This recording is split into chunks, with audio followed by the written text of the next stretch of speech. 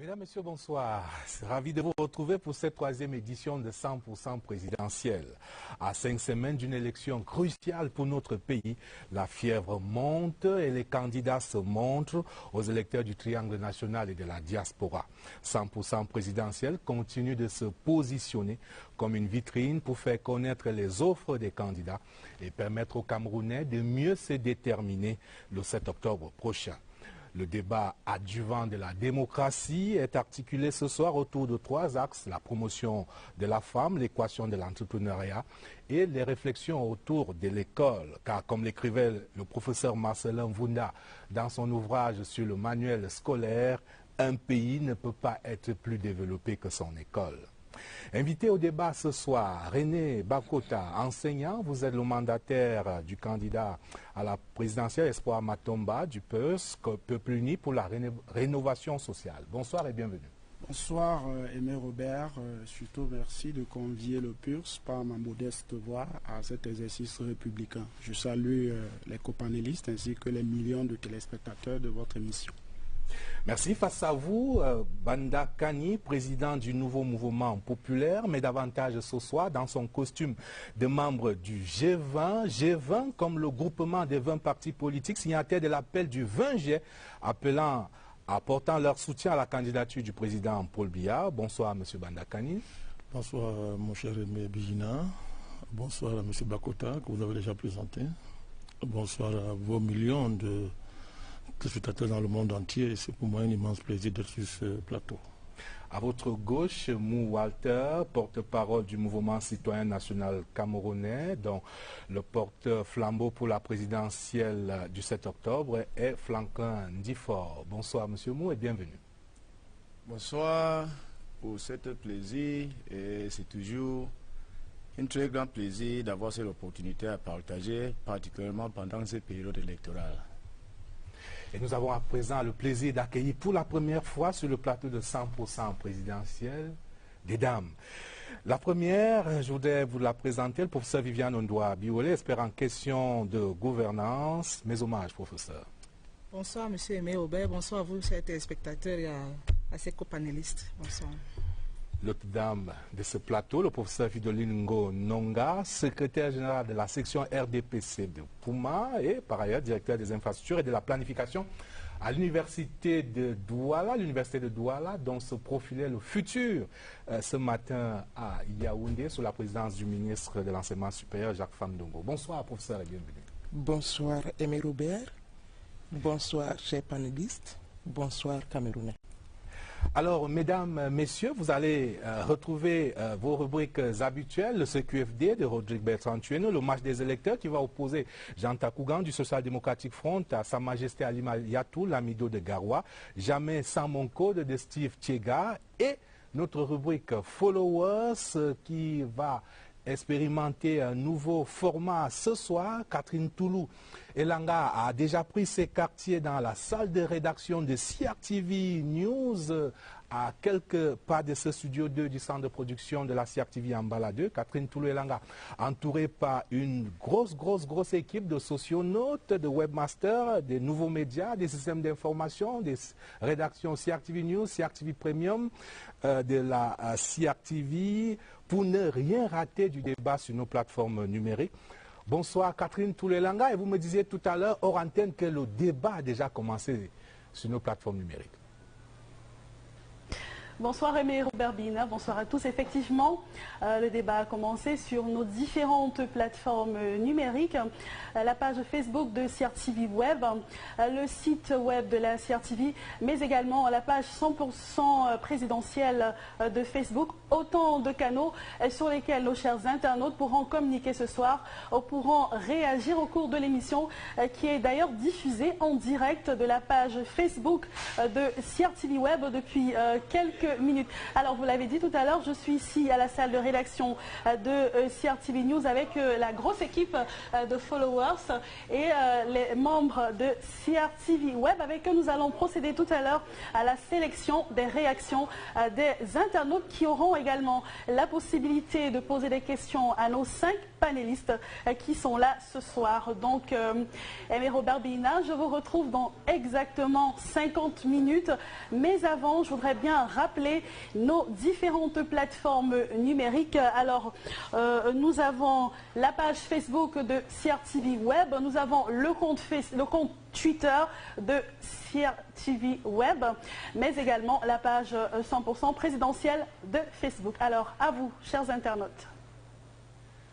Merci Catherine Toulelanga. Nous vous retrouvons tout à l'heure. Le temps d'amorcer ce débat avec nos invités en plateau. Mesdames, messieurs, nous sommes au lendemain de la rentrée scolaire 2018. Comment ne pas en parler? Une rentrée scolaire portée par un vent de réformes. La réforme des méthodes avec l'accent mis sur les approches par compétences, APC, la réforme du manuel scolaire avec l'entrée en vigueur du livre unique, la digitalisation des frais exigibles et des contributions des candidats aux examens, la réforme des filières dans le second cycle du secondaire, le tout porté par un concept novateur au ministère des enseignements secondaires, l'école propre.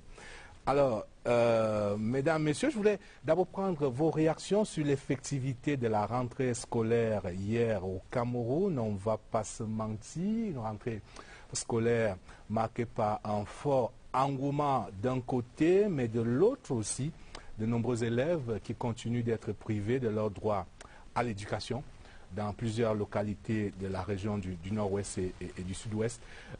D'abord, peut-être la réaction de Banda Kani face à cette situation qui dure et même perdure. Ma réaction est très simple. Nous sommes là en face même des enjeux éducatifs sous le prisme de cette élection présidentielle, à savoir comment éduquer nos enfants dans un contexte où certains compatriotes, entre guillemets, ont décidé de détruire notre pays, de le partitionner. Comment éduquer nos enfants dans un contexte où les droits sacrés de nos enfants sont niés par des groupes de compatriotes, entre guillemets, j'insiste et je persiste, qui ont décidé, par des moyens violents, terroristes, d'empêcher à nos enfants de jouir de ce droit qui est le premier droit de l'homme, à savoir, parmi les premiers droits de l'homme, à savoir le droit à l'éducation. Il est important de le rappeler, mon cher Bina, parce que nous sommes dans un débat politique, une élection présidentielle. Et il faudra maintenant articuler les offres éducatives avec la capacité des acteurs à mettre ça en adéquation avec cette insécurité dans ces régions-là. Parce qu'on a vu des acteurs politiques, des forces politiques soutenir cette dynamique. Qui nie le droit de nos enfants à s'instruire. Donc, il y aura une question de crédibilité des offres en rapport avec les positions des uns et des autres par rapport à cette situation. Alors, je rappelle effectivement que le droit à l'éducation est consacré par l'article 26 de la Déclaration universelle des droits de l'homme qui dispose « Toute personne a droit à l'éducation ». René Bakou. Oui, effectivement, vous l'avez dit à l'entame de votre émission, je suis un enseignant, en même temps un passionné des questions d'éducation. Il est donc évident que c'est dangereux, si vous voulez, d'empêcher surtout à nos enfants d'aller à l'école, même si je ne vais pas rentrer dans le méli-mélo dans lequel M. Mbandakani est entré. Je voudrais quand même dire que c'est à condamner vivement parce qu'il n'y a aucune raison pour qu'un enfant ne puisse pas aller à l'école au moment où il doit le faire. À l'âge de scolarisation, on doit être dans les salles de classe et c'est malheureux de constater cela, mais au-delà, ça doit interpeller pour mille et une choses. Ça interpelle les pouvoirs publics, ça interpelle les candidats à l'élection présidentielle de trouver une solution idoine à ce problème parce que les responsabilités, à mon avis, sont partagées. Monsieur, après, Mou Walters, vous vouliez placer un mot sur cette rentrée entravée pour certains de nos enfants dans certaines localités de notre pays. Je vous remercie beaucoup, monsieur Robert Bina. Je viens de ces zones de nord-ouest et c'est vraiment désolé que le droit de l'éducation qui est fondamental dans la vie de chaque citoyen et l'enfant est malheureusement en train de traverser ces situations pendant presque 3 ans au Cameroun. Si nous tous ici n'étions pas à l'école, personne ne pouvait être ici pour donner cette contribution qu'on doit donner ce soir pour bâtir notre nation camerounaise. Et nous sommes en train de vivre dans un pays où les leaders ont eu le droit d'aller à l'école, ils ont bien fréquenté, mais pendant 3 ans, à cause de la mensonge, à cause d'irresponsabilité politique et les forces diaboliques, on se trouve là où nous sommes aujourd'hui, à la rentrée d'insécurité, malgré tous les militaires qu'on a au Cameroun, à la rentrée d'insécurité, malgré tous les professeurs de l'université qui gèrent les institutions au Cameroun. Ça veut dire qu'il y a quelque chose qui ne va pas et on a tout fait. Il y a eu le dialogue continue, mais pas de solution. Ça veut dire qu'on a besoin d'une force extra-humaine, qui est la force divine, pour intervenir dans ce problème de l'éducation, comme tous les problèmes. On va forcément densifier nos réflexions sur cette problématique. Je vous propose, mesdames et messieurs, après cette mise en bouche, une nouvelle mise en contexte de la problématique de ce soir dans notre sujet, CQFD, ce qui fait débat. Rodrigue Bertrand, tu es nous.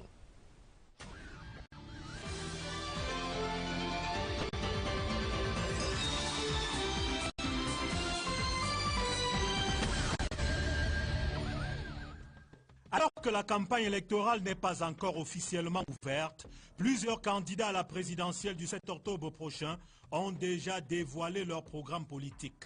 Parmi leur cortège de propositions qui serviront de sérénade aux électeurs, l'éducation et l'emploi n'ont pas été oubliés. Au sujet de l'éducation, Serge Espoir Matomba estime que le système d'éducation au Cameroun doit être refondé afin d'obtenir un profil d'hommes et de femmes entrepreneurs.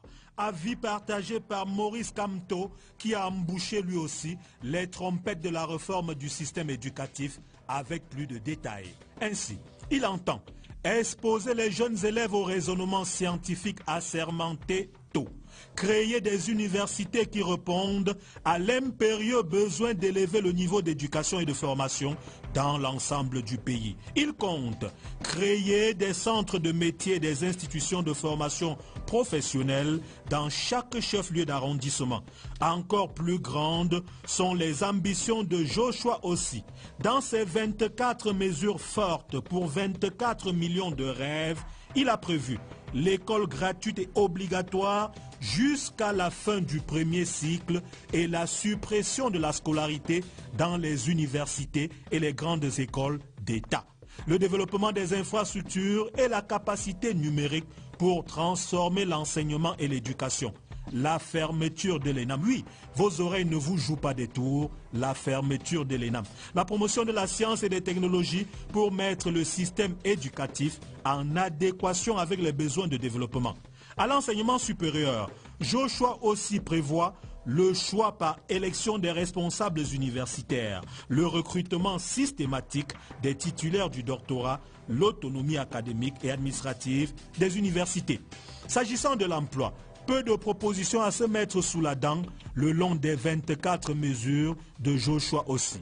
Juste la création d'un SMIC à 160 000 francs CFA sur 5 ans, le doublement du salaire des fonctionnaires. Tout le contraire de Maurice Kamto qui s'engage à mener une lutte acharnée et déterminée contre le chômage. Il affirme qu'il est possible de doubler le nombre d'emplois dans le secteur privé en 3 ans seulement, d'agir sur les secteurs et les entreprises qui offrent les meilleures potentialités d'emploi, structurer le secteur informel pour le rendre progressivement formel. Les experts des questions d'éducation et d'emploi trouvent certaines propositions pertinentes, d'autres pleines d'insuffisances et de zones d'ombre, des observations qui intensifient et vont encore intensifier davantage le débat pendant la campagne électorale.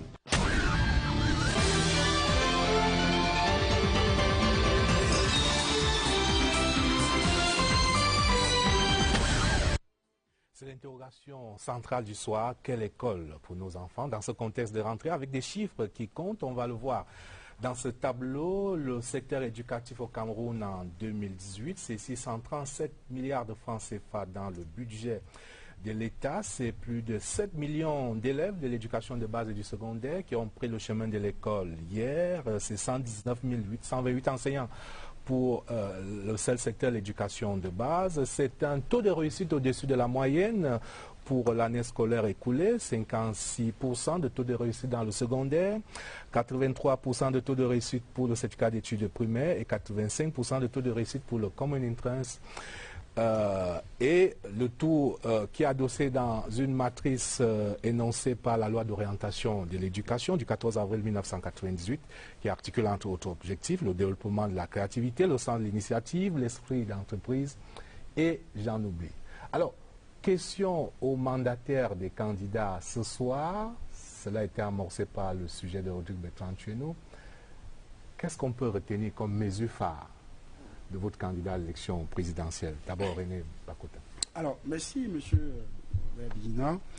Je voudrais dire qu'il est important de s'interroger sur la place de l'école aujourd'hui. D'ailleurs, le PUS en fait le pilier de son projet de société. Parce que pour nous, voyez-vous, il n'est pas possible de développer une nation si les fondements ou les fonds baptismaux ne partent pas de l'éducation.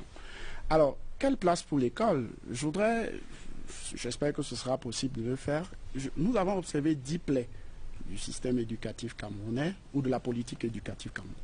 La première, c'est d'abord de s'interroger sur la nature de la demande de l'école aujourd'hui. Quelle est la nature de la demande de l'école?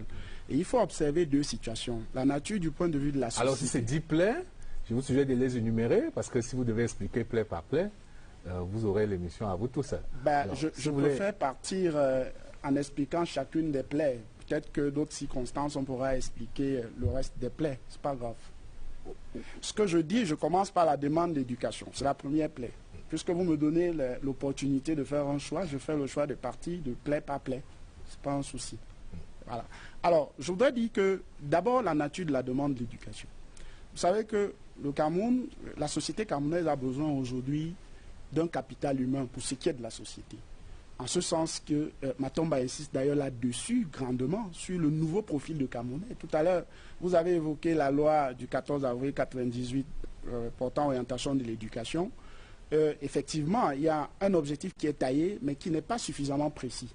Nous voulons ce profil de Camerounais qui dispose des savoirs, qui dispose des humanités, qui est suffisamment critique, un profil de Camerounais qui est plutôt porté vers la création d'emplois et non l'insertion dans la fonction publique. Alors, du point de vue de la famille, aujourd'hui, les familles conçoivent l'école comme un investissement et ils aimeraient avoir un retour sur investissement. Et ce qui fait que lorsque les enfants vont à l'école, il est incongru de constater qu'après plusieurs années d'école, on se retrouve dans des situations où ils sont à la maison. La deuxième plaie, c'est le financement. Alors, parce que le financement, c'est une valeur transversale de l'éducation. Il y a d'abord, vous avez évoqué des chiffres. Vous avez parlé de 667 milliards, qui est le budget effectivement de cette année pour... 637 milliards. 637 milliards. C'est le secteur qui a absorbé le plus d'argent dans le budget de l'État. On n'a pas les mêmes chiffres, parce que moi j'ai le rapport de mi-parcours de la stratégie sectorielle de l'éducation et de la formation, qui est sorti le 4 juillet dernier. C'est 667 milliards, qui ne représentent que 14% des dépenses publiques de l'État en matière d'éducation. Ce qui pose un problème. Même si ça reste effectivement la plus grosse part du budget de l'État. Peu importe, parce que je voudrais relever que dans ce budget, il y a au moins plus de la moitié qui rentre dans les prestations salariales, les salaires des fonctionnaires. Vous avez évoqué un certain nombre de choses. Ce qui est important en ce qui concerne le PUS, nous avons fait des propositions. En ce sens-ci que, par an, nous voulons lever 1 200 milliards de francs. Comment? Nous avons deux impôts que nous avons développés. L'impôt domestique, à l'intérieur duquel vous avez la taxation sur les produits des ressources naturelles. Nous avons évalué à 1 milliard d'unités de produits et nous avons estimé qu'en taxant 300 francs en moyenne par unité de produit, nous avons 300 milliards. La deuxième chose sur l'impôt domestique, c'est la responsabilité sociale des entreprises. Vous savez bien que toutes les entreprises ont une certaine responsabilité et nous avons taxé ça à 100 milliards. La troisième source de financement, c'est la taxation de tous les produits manufacturés et agroalimentaires. Ce n'est pas une originalité camerounaise.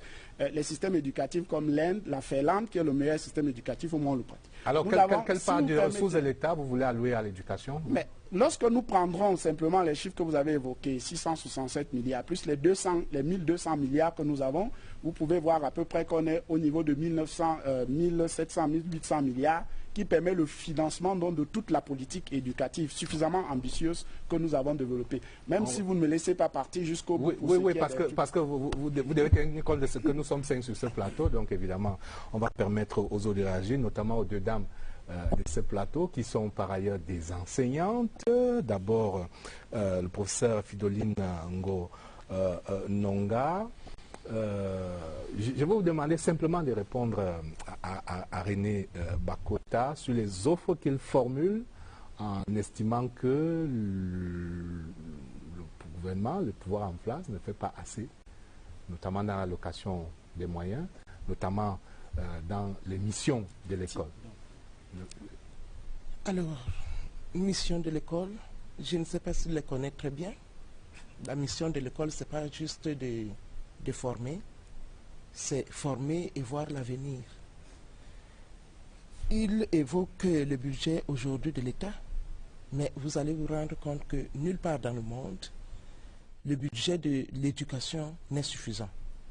Il y a quelques pays où ce budget est relativement suffisant, mais il y a toujours un manque. Manque pourquoi? Parce que l'éducation, c'est une donnée qui évolue très rapidement. L'éducation, c'est une donnée très changeante. Aujourd'hui, au Cameroun, nous qui sommes là, nous avons fait un certain nombre d'efforts et nous continuons à faire ces efforts. L'idée ici, c'est de continuer dans ces lancées, sûrement. Il évoque des taxations nouvelles. Est-ce que vous êtes fier de notre école quand vous regardez, quand vous posez un regard, vous êtes fier de cette école-là? Donc vous êtes vous-même le produit? Je suis le produit de cette école, qui était une école d'hier. Et comme je viens de le dire, cette école est en pleine évolution. Je vais vous prendre un petit exemple. Quand j'entrais à l'université, il n'y avait pas d'ordinateur. Il n'y avait pas de téléenseignement. Aujourd'hui, nous avons tout cela.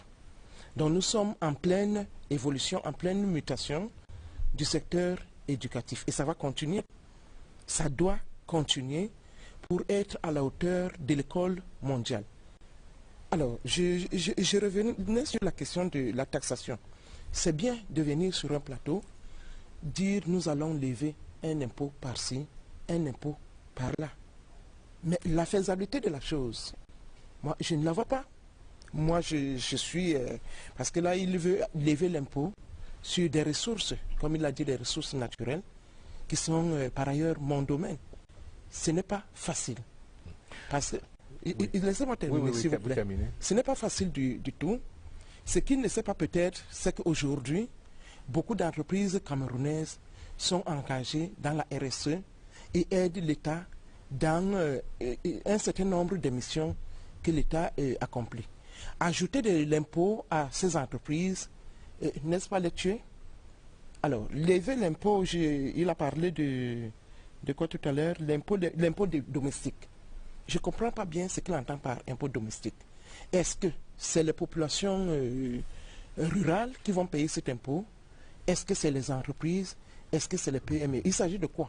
Parce qu'il ne faut pas seulement rabâcher, dire des mots pour dire des mots. Répondez à la dame. Alors, je voudrais d'abord dire une chose au professeur directeur. Les missions de l'école sont 3. Instruire, qualifier et socialiser. Ça, ce sont les 3 missions de l'école qui sont connues de façon universelle. Je n'ai pas voulu rentrer dans les débats intellectuels parce que j'estime que les Camerounais ont besoin de savoir exactement ce qu'il faut. Pour ce qui est de la taxation, je vous ai dit tout à l'heure que ce qui est proposé n'est pas une invention. En Inde, lorsque vous achetez même une simple bouteille d'eau, sur la structure du prix qui se trouve à l'intérieur, il y a des pourcentages qui repartent pour le financement de l'éducation. Lorsque je parle de l'impôt domestique, madame, c'est un concept qui est développé aujourd'hui dans le monde de l'éducation. C'est-à-dire qu'il s'agit d'un impôt à la fois qui rentre dans ce que vous avez appelé la responsabilité sociale des entreprises. Elles le font déjà. Oui. Elles le font, mais ce n'est pas canalisé, ce n'est pas organisé. Nous allons donc l'orienter véritablement vers le financement de l'éducation. La deuxième Et vous allez faire quoi des autres secteurs de l'économie? Vous avez posé une question, je peux répondre? Ah oui, oui. En fait, vous canalisez vers l'éducation. Vous canalisez vers l'éducation et les autres secteurs de l'économie. Mais nous parlons d'éducation. Si nous allons sur un autre secteur, je vais vous apporter. Nous allons parler de l'entrepreneuriat tout à l'heure et je vous dirai où est-ce qu'on prendra l'argent. Deuxièmement, je voudrais dire, l'impôt sur la taxation des produits des ressources naturelles. J'ai parlé d'1 milliard d'unités de produits. Nous avons le bois, nous avons les minerais, nous avons tellement d'éléments. Nous avons pris 1 milliard d'unités. On vous dit l'unité, 1 litre de pétrole, 1 mètre cube de bois. Et nous disons, nous taxons en moyenne 300 francs. Les mécanismes sont lesquels? Simple, professeur. Nous allons créer une direction en charge de la taxation de l'éducation à la direction générale des impôts. Ok. Sinon, vous allez me poser la question, comment est-ce qu'on extrait la TVA sur les produits commercialisés? Je crois que c'est ce qui est fait aujourd'hui. On va revenir à vous, madame. On va revenir à vous, madame. Arriver à une taxation improductive. Vous voulez nous amener à une taxation qui risque de ne pas être productive. Vous savez que l'excès de taxes tue l'économie. Alors, on va revenir à vous. Le temps quand même de demander à Mbanda Kani, d'où vient à votre avis quand même ce sentiment que malgré l'argent qui est injecté dans le secteur éducatif, on l'a vu en cette année 2018 par exemple, les écoles qui se créent à l'appel, il y a quand même une perception, pas une certaine opinion, qu'il y a eu quand même un déclassement de l'école d'hier à aujourd'hui. C'est une perception que certains compatriotes ont. Oui, c'est une perception et c'est lié aussi au fait qu'il y a beaucoup de malhonnêteté dans l'analyse des phénomènes qui ont cours dans notre pays. Si on regarde l'école historiquement, on ne peut pas séparer l'école de toutes les contraintes structurelles, historiques qui pèsent sur nos pays. L'école est financée par une économie. Et il y a des contraintes historiques qui pèsent sur notre économie, qui ne dépendent pas de nos dirigeants, qui brident les capacités de nos pays à répondre aux besoins, n'est-ce pas, que la vie sociale dégage. Et ces capacités sont bridées à des dimensions très élevées. Quand on dit ça, c'est pour dire que, quand je dis ça, c'est pour rappeler mon ami Bakota. Là, je voudrais saluer l'effort que vous avez fait, n'est-ce pas, pour proposer une offre camerounaise. Mais je voudrais dire que, je voudrais vous rappeler une exigence d'honnêteté à laquelle je tiens énormément. C'est-à-dire que quand on vous écoute, votre projet va s'appuyer sur le néant. C'est une génération spontanée. Est-ce nihilo?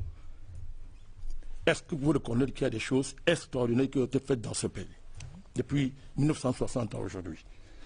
La preuve de ce que dit, c'est que nous tous ici sur cette table, nous sommes le produit de l'école camerounaise. Et vous êtes brillants, je vous regarde, vous êtes très brillants. Cette dame est brillante. C'est une grande dame de ce pays. Aimez qu'elle est brillant. Mon frère ici, brillant. Mais vous n'êtes pas été formé par les anges du ciel. Vous êtes formé dans ce pays, à travers le système qu'il y a dans ce pays. Et reconnaissez au moins honnêtement que des bonnes choses ont été faites pour le net de projet. Vous avez parlé tout à l'heure de 10 plaies. Alors, si je fais comme vous, je vais dire que vous êtes brillant, mais avec 10 plaies sur vous, puisque vous comptabilisez 10 plaies de notre système éducatif. Donc, il faut que nous soyons honnêtes dans l'honnêteté. L'honnêteté parce que, en la suite de ce que je viens de dire, j'ajoute ceci. Notre système éducatif, en particulier le système secondaire, primaire ou secondaire, est basé sur un socle fondamental, le respect de la loi. Tout à l'heure, on a parlé d'une loi d'orientation, votée en 1998, qui organise juridiquement l'école chez nous. Or, tout à l'heure, je vous ai dit que vous avez un problème de crédibilité sérieuse, très très sérieux. Vous avez des grands projets, vous convoquez des milliards. Ça suppose que ce pays soit en sécurité. Il n'y a pas d'école là-bas, même et ailleurs. Et c'est organisé par, cette absence d'école est organisée par des compatriotes, en guillemets, qui disent qu'ils sont plus camerounais, qui veulent diviser notre pays. Par rapport à ça, quelle est votre position? Pourquoi je vous demande ça? Parce que demain, si vous êtes au pouvoir, vous allez convoquer la loi pour imposer l'ordre partout. Il faut donc que votre position soit claire par rapport au respect de la loi. Vous êtes enseignant. Clair. Si ce n'est pas le cas, on peut supposer donc que c'est vous qui tirez les marrons. C'est vous qui tirez les ficelles dans cette affaire. Parce qu'il faut que ce soit clair maintenant que vous, à votre niveau, je vous en prie, permettez-moi de terminer, vous, à votre niveau par rapport à la loi, vous êtes clair que vous dénoncez ce qui se passe dans ces deux régions-là où nos enfants sont privés d'aller à l'école. Vous devez dénoncer ça. Sinon, nous pensons que vous êtes derrière ces mouvements. Parce que, dites-nous comment vous allez faire. Si vous êtes au pouvoir pour mettre la paix là-bas. Okay. Et que les enfants aillent à l'école. Okay. Comment est-ce que vous allez faire? Walter? Oui, nous sommes en train de parler de l'école dans une manière globale. Et avant de réagir, je suis conscient que cette émission est dédiée aux représentants du candidat à l'élection présidentielle 2018 que je suis. Et vous avez introduit M. Banda comme membre de G20. Je voulais vous demander si G20 c'est quel parti politique au Cameroun. Ça c'est la première chose. Et la deuxième chose, nous sommes là pas pour défendre le régime en place, comme il est en train de faire, après l'avoir critiqué pendant plus de 20 ans que je le suis en antenne. Sur quel motif, je ne sais pas. Nous sommes ici ce soir pour parler d'éducation et proposer les solutions, pas pour bloquer. Madame ici a parlé de l'ordinateur. Nous sommes tous sur ce plateau. En papier, où sont ces ordinateurs? Est-ce que voici le produit de l'informatisation du Cameroun? Voilà les journalistes avec les papiers, le bic, le vieux système d'éducation au Cameroun. Proposons ce qu'on peut faire pour sortir de ce genre de situation. Pour que l'informatisation, la digitalisation soit réelle et pratique. C'est inadmissible. Et une honte au Camerounais a dit ici qu'il y a les ordinateurs aujourd'hui, pourtant que nous tous, les intellectuels, marchent avec les papiers et bic à main. C'est visible. Mais c'est ce genre de choses que nous voulons changer. Et madame, c'est ce genre de choses changer, vous êtes des EDP pendant combien d'années? On vous a essayé, vous savez, la construction d'une nation se fait petit à petit. Nous ne sommes pas encore au pouvoir, vous êtes au pouvoir pendant des années. Et vous ne Mais pendant des années, nous avons fait beaucoup de choses. À résoudre il l'a reconnu lui-même. Il le reconnaît. De la corruption, à cause des mensonges, de ne pas accepter que ce régime a échoué et vous êtes produit de ce régime. Est-ce que le régime a menti quelque part sur l'école? Et nous donner une possibilité. On nous a présenté un certain nombre de chiffres. Alors, je vais lui répondre. Nous avons eu un certain nombre de données tout à l'heure. Est-ce qu'il y a des mensonges là? Non, je vais d'abord lui répondre. Parce que vraiment, nous sommes des intellectuels. Où sont les ordinateurs? Il faut qu'on ait un peu sérieux.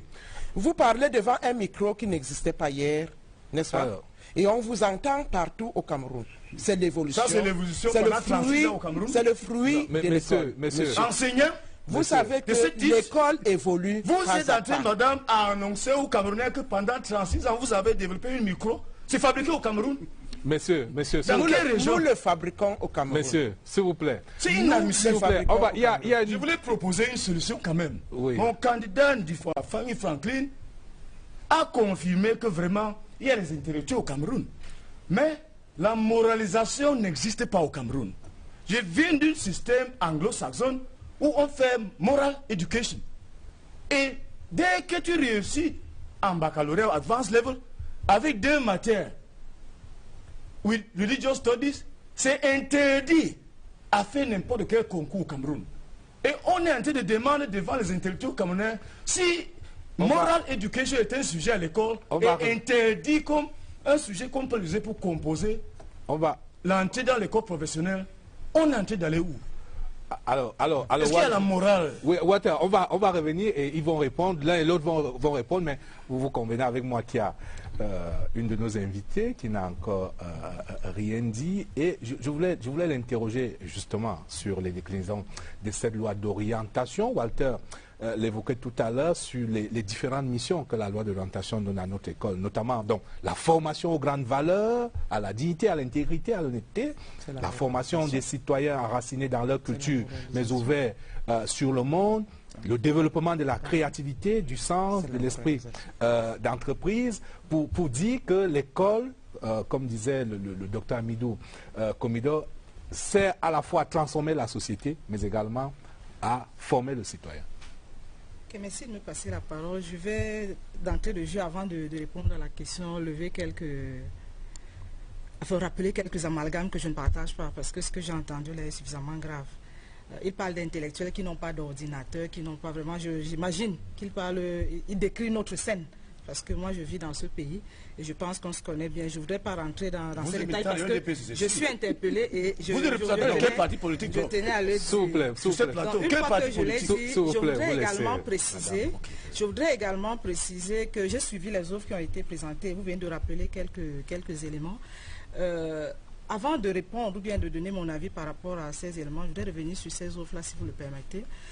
Pour d'abord préciser que lorsqu'on suit ces offres, on est très, très impressionné par les propositions qui sont faites, qui sont des propositions compréhensibles, mais qui, de mon point de vue, peuvent être mieux comprises si ensemble nous partageons un certain nombre de faits. Premier fait, c'est qu'il faut qu'on tienne compte du contexte et qu'on tienne compte des contraintes. L'histoire du Cameroun ne naît pas aujourd'hui. Et pour ceux qui ont quand même suivi l'histoire, n'oubliez pas que nous sortons d'une grande période d'ajustement, 87-2000. Vraiment, de ce point de vue, nous sommes tous là, on doit au moins le reconnaître. Donc nous partons de ce contexte-là. Nous partons également d'un ensemble de contraintes. Alors, une fois que moi je l'ai dit, je voudrais donc revenir sur ces offres. Bon, s'inscrire dans ce contexte. Quand on voit le contexte actuel, qu'il s'agisse de contexte au Cameroun ou ailleurs, le contexte est complexe et il est turbulent. Même les prévisions à court terme, je suis bien à l'aise de suivre les taxations qui sont prévues. Je suis curieuse de voir comment ça va se réaliser. Parce qu'effectivement, il faut qu'on soit conscient que même la prévision à court terme n'est pas possible dans ce contexte turbulent. Alors, en ce qui concerne donc l'école, qu'est-ce qu'on attendrait donc de l'école? Il a parlé de l'offre sociale.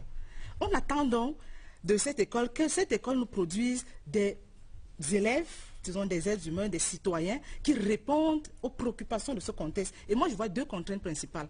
Ce contexte-là nous invite tous à produire des élèves qui vont être capables d'être autonomes et d'être polyvalents. Et de ce point de vue, je voudrais encore convoquer le contexte. Quand on voit l'offre qui est présentée, on voit très mal, de mon point de vue, et moi je voudrais bien comprendre l'architecture qui est présentée. Parce que l'école, permettez-moi une métaphore, ça peut être considéré comme une autoroute. Vous prenez une autoroute, vous avez une destination. Quand vous prenez l'autoroute, il y a des sorties, il y a des voies. Prenons seulement notre éducation, notre système scolaire. Nous avons 17 ans, si vous ne reprenez pas les classes, pour arriver en terminale. On peut se poser la question de savoir quelle est l'offre qui est proposée. Et quand on suit ces offres-là, on revient à cette préoccupation. Première partie, nous avons l'école primaire. Deuxième partie, l'école secondaire, l'école supérieure. Pour ceux qui ont suivi l'actualité, et je voudrais emprunter leurs chiffres pour rentrer dans cette actualité, parce qu'ils ne vont pas proposer les choses sur un terrain vierge. Donc, ils arrivent sur un terrain où nous avons, en ce qui concerne l'école primaire, pour ceux qui ont aussi suivi l'actualité, il y a une réforme de l'école primaire en ce qui concerne l'apprentissage par compétences. Cette réforme a commencé depuis bientôt 5 ans. Deuxième étape, l'école secondaire, nous sommes en réforme. Et à l'université, je crois que nous sommes bien placés pour le dire, il y a la réforme de la professionnalisation avec le LMD. On a donc une colonne qui se tient, une colonne vertébrale qui se tient. Maintenant, regardez la réforme qu'il y a au ministère de la formation professionnelle. Toutes ces professionnalisations, prenons notre autoroute. Si vous vous arrêtez au CEPE, vous avez des sorties, vous avez des structures qui vous accueillent pour vous former à nouveau. Alors, ce que moi je voudrais simplement dire, pour revenir à la proposition qui est faite, ils nous ont dit, ils vont proposer un profil. C'est tout à fait pertinent. Et de ce point de vue, on prend le contexte, on se dit quel est le profil du Camerounais demain, et on peut engager le débat là-dessus. On a ces deux contraintes, il faut des personnes autonomes, il faut des personnes, la professionnalisation a déjà été proposée, et qu'est-ce qu'on propose en plus? Ça, c'est la première chose. Deuxième chose, moi j'ai suivi également là, en ce qui concerne les structures de formation qui sont créées dans tous les arrondissements. Très bonne proposition. Faisabilité financière. Moi, je pense que toutes ces propositions sont pertinentes à condition qu'elles soient assises sur une architecture connue. Le contexte, lui, est connu. Les contraintes sont là. Ce qui peut gêner, c'est que ces contraintes-là, ces propositions sont parfois désincarnées. Parce qu'à un moment donné, quand on nous dit, voilà la contrainte financière, voilà le programme de facilité avec le Fonds monétaire, et compte tenu de ces contraintes, voilà ce qui est faisable. Tant que cette démonstration n'est pas faite, c'est très difficile. Je voudrais quand même chuter sur un point qui manque dans toutes les propositions qui ont été faites. C'est que lorsqu'on voit le parcours de l'enfant qu'il vend tout le temps, tous les psychologues arrivent à nous dire que l'enfant est sauvé les 1000 premiers jours, c'est-à-dire les 3 premières années. quelle est la politique de la petite enfance qui est proposée? Parce qu'en fait, quand on parle du Camerounais de demain, c'est celui qui a 2 ans aujourd'hui. Nous, on va faire des rattrapages. Mais par rapport à cette petite enfance, qu'est-ce qui est prévu comme programme? Moi, j'ai suivi tous les programmes, j'ai lu les programmes. Jusque-là, je n'ai pas vu quelque chose de concret. Pour la petite enfance, vous avez la parole. Qu'est-ce qui est prévu? Et ce serait intéressant de voir comment cette petite enfance est protégée. Parce qu'après 3 ans, après 5 ans, il faut dire qu'on aura quand même des difficultés. Le phénomène de l'enfant de la rue, il faut bien adresser ce phénomène lorsqu'on parle de l'école. Maintenant, on a le phénomène de l'adulte de la rue. Ce sont des contextes qu'il faut intégrer dans vos propositions. On a aussi le phénomène des grossesses précoces qui cause une des... Donc, il y a toutes ces contraintes-là qu'il faut encadrer pour que ces propositions puissent avoir un fondement qui nous permet de comprendre et de mieux articuler. Grossesse précoce cause beaucoup de décrochage de la jeune fille qui sort du système. On va en reparler dans la dernière partie lorsqu'on va parler de la promotion de la femme. Alors peut-être vous répondez d'abord, René Bakouta. Ensuite, nous allons parler du virage de la professionnalisation, de la spécialisation qui se généralise en ce moment dans notre système éducatif. Alors, première chose, je crois que le professeur n'a pas lu le projet du PURS. Parce que si elle avait lu le projet du PURS, je crois qu'il y aurait beaucoup de choses qu'elle ne devrait pas dire en ce qui concerne le PURS. Je ne sais pas pour les autres candidats. La première chose, je l'ai dit clairement ici, le profil d'homme à former, nous l'avons taillé. C'est un profil, c'est une personne qui dispose des savoirs. Savoir-faire, savoir-être, savoir-savoir. Mais quel savoir par rapport à ce mais c'est ce que nous disons aujourd'hui. C'est des principes que nous appliquons aujourd'hui. C'est intéressant. Sinon, les savoirs, on les a dans toutes les écoles. C'est ça. Ce n'est pas une nouveauté. Savoir-faire. On veut mieux comprendre. Vous monsieur en sandwich, là? Non, en fait, on souhaite qu'ils soient clairs, en fait. Simplement pour comprendre. Ce qui est certain, c'est que nous sommes plus clairs que les objectifs de la loi de 98. La deuxième chose, nous avons dit, nous l'avons dit ici, c'est que pour les parents ou pour les familles, l'école, c'est le retour sur investissement. Je ne suis pas allé plus longtemps. Madame, est-ce que vous allez me laisser parler finalement? Ça ne peut pas changer. Je veux savoir ce qui est nouveau. Je peux continuer? Bien sûr. Ah, d'accord. Alors, pour ce qui est donc de la forme, pour le retour sur investissement des parents, la première chose sur laquelle il faut insister, je n'ai pas voulu entrer dedans, c'est la formation. Nous avons dit, Serge Espoir Matomba l'a rappelé plusieurs fois, nous allons développer au niveau de l'enseignement secondaire, pour le lycée notamment, pas le collège, ce sera 70% enseignement professionnel et 30% enseignement général. Comment? Nous allons développer plusieurs lycées professionnels, 58 lycées agricoles, 58 lycées culturels, 35 lycées des métiers de bois. Pour la simple raison qu'il y a un rapport de la Commission nationale des forêts du bassin du Congo qui montre que pour un pays comme le Cameroun, on peut générer 500 000 emplois pour ce qui est des métiers de bois. Au niveau des autres réformes que nous allons apporter, il y a un niveau d'enseignement qui n'existe pas au Cameroun, l'enseignement postsecondaire non supérieur, qui est en réalité un niveau d'enseignement qui est consacré aux certifications. Alors, avec les entreprises, nous verrons justement, lorsque nous allons revenir dans l'entrepreneuriat, voir comment ça va se passer. Je voudrais répondre par rapport à la petite enfance. Pour ce qui est de la petite enfance, vous savez que c'est un niveau d'enseignement qui n'est pas formel au Cameroun, puisqu'il est sous la charge du ministère de la Promotion de la Femme et de la Famille depuis janvier 2017. Permettez-moi, madame. Donc, c'est un niveau que nous allons introduire, ce niveau de la petite enfance, pour que, effectivement, parce que pour l'instant, les pouponnières, les hâtes garderies, ainsi que comment vous appelez ça, j'en oublie un peu, c'est développé par le ministère de la Promotion de la Femme et de la Famille et ce n'est réservé qu'à une certaine catégorie, soit pour les villes. Pourtant, la petite enfance, c'est un niveau d'enseignement extrêmement important parce qu'il permet de sortir l'enfant du milieu scolaire. C'est donc un niveau extrêmement important qui doit rentrer dans le système formel, puisqu'actuellement, il n'en est pas. Et le PURS a proposé le développement justement de ce niveau d'enseignement. Le petit conseil, c'est simplement de faire un état de lieu. Je peux réagir. Alors, sur cet état de lieu, sur le virage de la professionnalisation et la spécialisation qui se généralise, qui ne tombe pas du ciel, puisque tout cela est dossé sur le document de stratégie pour la croissance et l'emploi, qui a prévu dans le secteur éducatif. Ah, vous tenez à répondre. Non, je voulais réagir. Alors là, on va sortir de l'axe de l'école. Je vais aller à deux niveaux. Oui. D'abord, pour Mme Bakouta, parce que je l'aime beaucoup. Il est très généreux dans les propositions. Vous n'aimez pas votre voisin? Si, je l'aime beaucoup. Ah, okay. Donc, vous avez dit que... Il vaut mieux. Non. Je maintiens dans ce que j'ai dit à deux niveaux. La crédibilité de vos offres. C'est ça. Il y a un problème de crédibilité. Vous savez combien de temps il faut mûrir une réforme? si vous niez l'existant, si vous ne reconnaissez pas... Mais qui a nié l'existant? Laissez-moi parler. Il faut le dire. Si vous niez l'existant, si vous ne l'étudiez pas suffisamment, et que vous habituez les gens à dire qu'il n'y a rien, et que vous allez commencer par réformer, il faut combien de temps pour mûrir une réforme dans les conditions actuelles, mon cher ami? Combien de temps pour mûrir une réforme de l'envergure que vous voulez implémenter? Combien de temps?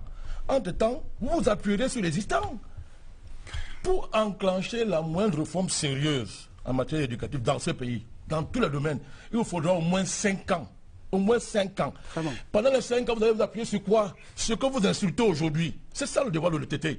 Ce que vous insultez aujourd'hui, que vous ne voulez pas mettre à la vue des Camerounais. L'autre chose, j'insiste sur la loi.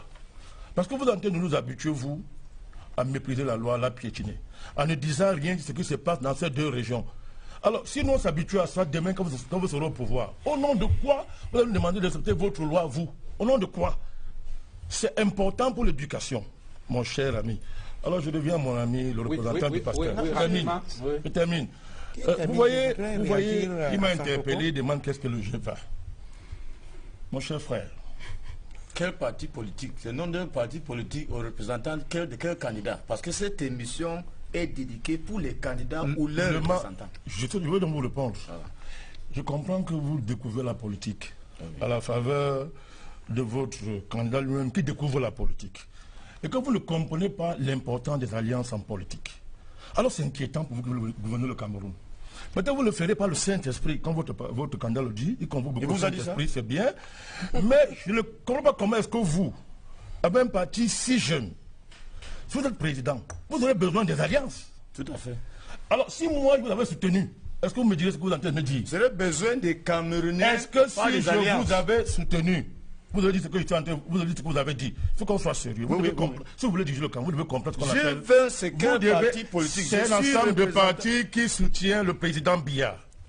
Et si vous êtes candidat, vous devez le savoir. Vous devez le savoir. Je suis en train de vous répondre. C'est répondu, ça va. Mais j'assume ça. Vous savez pourquoi j'assume ça? Mais il fallait qu'on vous introduise comme ça. Vous savez pourquoi j'assume ça? Ça ne m'intéresse pas. J'assume ça parce que le président Biya vous avez insulté pendant des années. Je peux continuer. Subitement, quel changement? Parce que vous ne comprenez pas le système d'alliance. C'est dur pour un débutant en politique.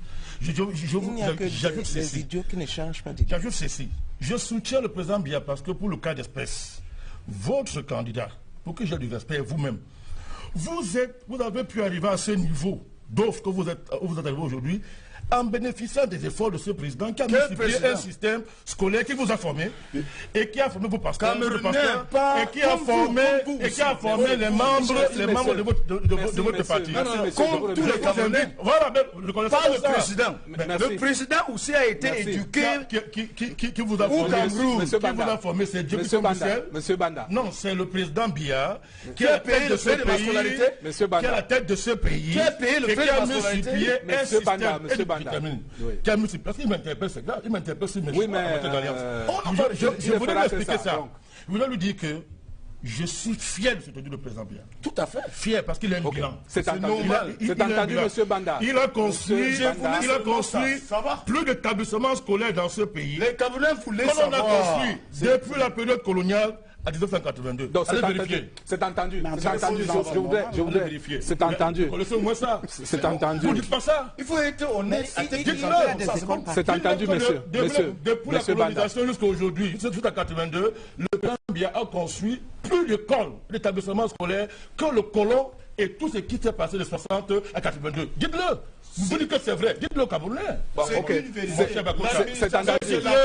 Monsieur, un peu d'ordre s'il vous plaît. Alors, on revient, monsieur, au fil rouge de notre débat.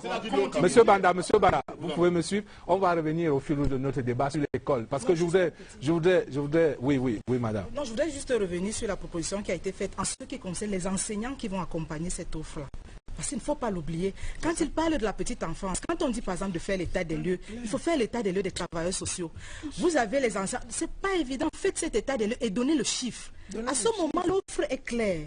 Et ça permet justement de voir cette migration qui est tout à fait intéressante, mais qui peut être complètement désincarnée si cette démonstration n'est pas faite. Nous partageons ces points de vue, mais à un moment donné, il faut simplement que cette structuration et cette cohérence-là soient établies au-delà simplement de l'annonce qui est faite. Alors pour ça, moi j'ai une question pour vous, parce que il faut qu'on avance. Je voulais d'abord réagir il faut qu'on avance. Non, madame, à son intervention. Il faut qu'on avance, s'il vous plaît. Il nous parle d'investissement. Je peux vous poser une question? D'investissement. Laissez-moi d'abord répondre, disons l'interpeller. Il nous parle d'investissement, de retour d'investissement. Il s'agit d'un retour d'investissement pour qui? Pour le Cameroun ou pour les familles? Parce que ça doit être clair pour les Camerounais. C'est-à-dire ces électeurs demain qui vont élire son candidat. Est-ce que ces électeurs qui vont élire son candidat, ils doivent être au courant qu'ils ont un retour d'investissement? Alors, quand on parle de retour d'investissement, ça veut dire qu'il y a d'abord un investissement. C'est-à-dire qu'ils vont être appelés à dépenser un peu plus qu'aujourd'hui. Mais nous connaissons la situation des Camerounais aujourd'hui. Non, je ne sais pas pourquoi. Alors, madame, maintenant, moi, je vais vous poser ma question. C'est vraiment des questions simples d'économie. Quand les gens n'ont pas suffisamment de moyens, vous ne pouvez pas vous permettre à tout moment d'augmenter soit la taxation comme vous voulez le faire, soit ce que vous appelez investissement. Nous savons qu'aujourd'hui, l'État investit, ça devient un investissement social. C'est-à-dire l'État investit pour nous tous. Comme le G20 le disait tout à l'heure, ça permet à tous les Camerounais d'évoluer. Et je l'ai dit à l'entame de mon intervention, l'école aujourd'hui est en train de muer, est en train de se transformer. Qui va lentement, va sûrement. Nous avons aujourd'hui un certain nombre d'acquis que vous ne pouvez pas nier, monsieur. Alors, madame, le document pour la stratégie document de stratégie pour la croissance et l'emploi a prévu justement un juste équilibre entre l'enseignement général et l'enseignement technique. On voit bien le mouvement qui est enclenché. Il y a comme une accélération, cette généralisation de la spécialisation, de la professionnalisation. Mais est-ce que l'enseignement technique est toujours considéré par un certain nombre d'acteurs comme un peu le parent pauvre, l'enseignement technique qui représente à peu près 20% dans nos ordres d'enseignement. Qu'est-ce qu'on fait pour accélérer les réformes, pour accorder à l'enseignement technique et professionnel sa juste place? Accélérer les réformes, je crois que nous sommes dans cette lancée. Vous prenez les 3 niveaux d'enseignement, y compris l'enseignement professionnel du MINEFOP, nous sommes dans cette lancée aujourd'hui. Alors, Madame Biolay le disait tout à l'heure, il faut aller, et je l'ai dit moi-même, il faut aller sûrement, il nous faut des investissements. Je commence par le niveau supérieur. L'enseignement supérieur est en pleine professionnalisation. Quand vous prenez toutes les universités du Cameroun, vous prenez Maroua, vous prenez Bamenda, Beya, pour rappeler je n'ai pas la mémoire des noms, Bamenda, Beya, reste des universités ouvertes. Aujourd'hui encore, nous avons des écoles là-bas, nous parlons professionnalisation. Nous venons à Yaoundé, nous parlons professionnalisation. Nous sortons du Mont-Fébé où l'université de Douala a fait valider son plan stratégique qui est centré à 90% sur... Les équipements, parce que... Mais il faut justement... C'est là où je vais en venir, c'est là où je parlais de contraintes. C'est-à-dire il faut aller sûrement. Les équipements de professionnalisation coûtent extrêmement cher. Vous voyez les centres du MINEFOP qui sont installés depuis 3 ans. Un centre ne coûte pas moins de entre 7 milliards et 9 milliards. Ça coûte cher. Notre économie reste relativement une économie fragile. Ok, c'est entendu. Non, je n'ai pas encore fini, s'il vous plaît. Vous ne finirez jamais, madame. Non, je n'ai pas encore fini. Alors, on va revenir à vous. Non, je n'ai pas encore fini, s'il vous plaît. Vous chutez vraiment. Nous allons à la professionnalisation. Vous avez donc la professionnalisation dans toutes les universités de l'enseignement supérieur. Cette professionnalisation va également dans les formations qu'on disait hier, formations MOL ou sciences MOL. Alors, vous avez la professionnalisation au niveau secondaire. Vous avez la professionnalisation au niveau du primaire. C'est entendu. Non, je voudrais entendre, oui, vous l'avez dit et redit, c'est entendu, la professionnalisation se généralise. J'aimerais entendre l'offre du PULS sur le rattrapage, l'enseignement technique pour qu'on ait des plateaux techniques adéquats. Qu'est-ce que vous proposez? Alors, je voudrais dire que Premièrement, permettez-moi, parce que M. Bandakani, il revient sur une question. Je crois qu'on nous a donné un conducteur de débat qui portait sur 3 thématiques. Si on parlait de la question anglophone, d'ailleurs, si vous suivez bien les BIA, vous allez sur notre position clairement sur cette question. Alors, la situation d'école, je vous respecte. Il y a aujourd'hui un concept, s'il vous plaît, aujourd'hui il y a un concept qui est développé dans le milieu de l'éducation en situation d'urgence, qui est un concept bien développé. Pourquoi l'urgence? Mais il faut parce qu'il y a justement des problèmes à ce niveau-là. Enseignant, vous allez rappeler ça demain la primauté de la loi. Vous allez rappeler ça. On va devoir passer à autre chose. Bon, pour ce qui est de la professionnalisation, nous avons dit tout à l'heure que dans le projet de société du PURS, l'enseignement secondaire doit être transformé en 70-30, c'est-à-dire qu'il faut inverser les rôles. Parce qu'effectivement, on a besoin des ressources, on a besoin des personnes qui savent faire quelque chose. Et j'ai cité ici quelques, si vous voulez, lycées professionnels que nous allons développer. Autre chose que je voudrais rappeler, il y a un niveau d'enseignement post-primaire non secondaire. Ce niveau d'enseignement qui est aujourd'hui développé par les SAR et les SM. Observez, M. Bina, de plus en plus, nous sommes dans des couples où le parent, si vous voulez, le mari et la femme travaillent. Et nous laissons nos enfants parfois à des personnes qui n'ont pas suffisamment le recul et la compétence nécessaire. Et on a tellement de situations qui se produisent. Nous avons dit dans notre projet que ce niveau d'enseignement, on va le reformer de telle sorte que on forme les enfants pour 2 ans, on les prépare justement pour pouvoir tenir une maison, savoir accompagner le développement d'un enfant.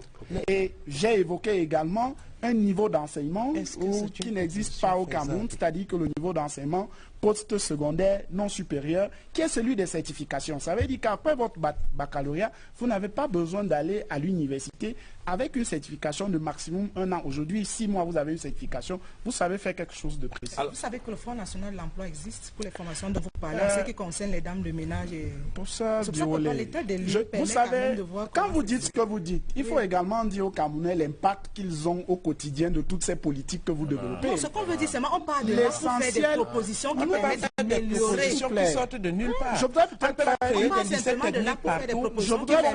à l'économie, alors que l'économie est fragile. C'est dans cette dynamique. Je voudrais faire une précision, si vous permettez. La précision est celle-ci. Nous, au sein du PURS, il y a une façon de faire. Vraiment, nous ne n'aimons pas rentrer dans les débats de ce qui ne va pas. Parce que le Camerounais ordinaire sait exactement ce qui ne va pas. Nous sommes dans la perspective des propositions, parce que pour nous, c'est ça qui est le plus important.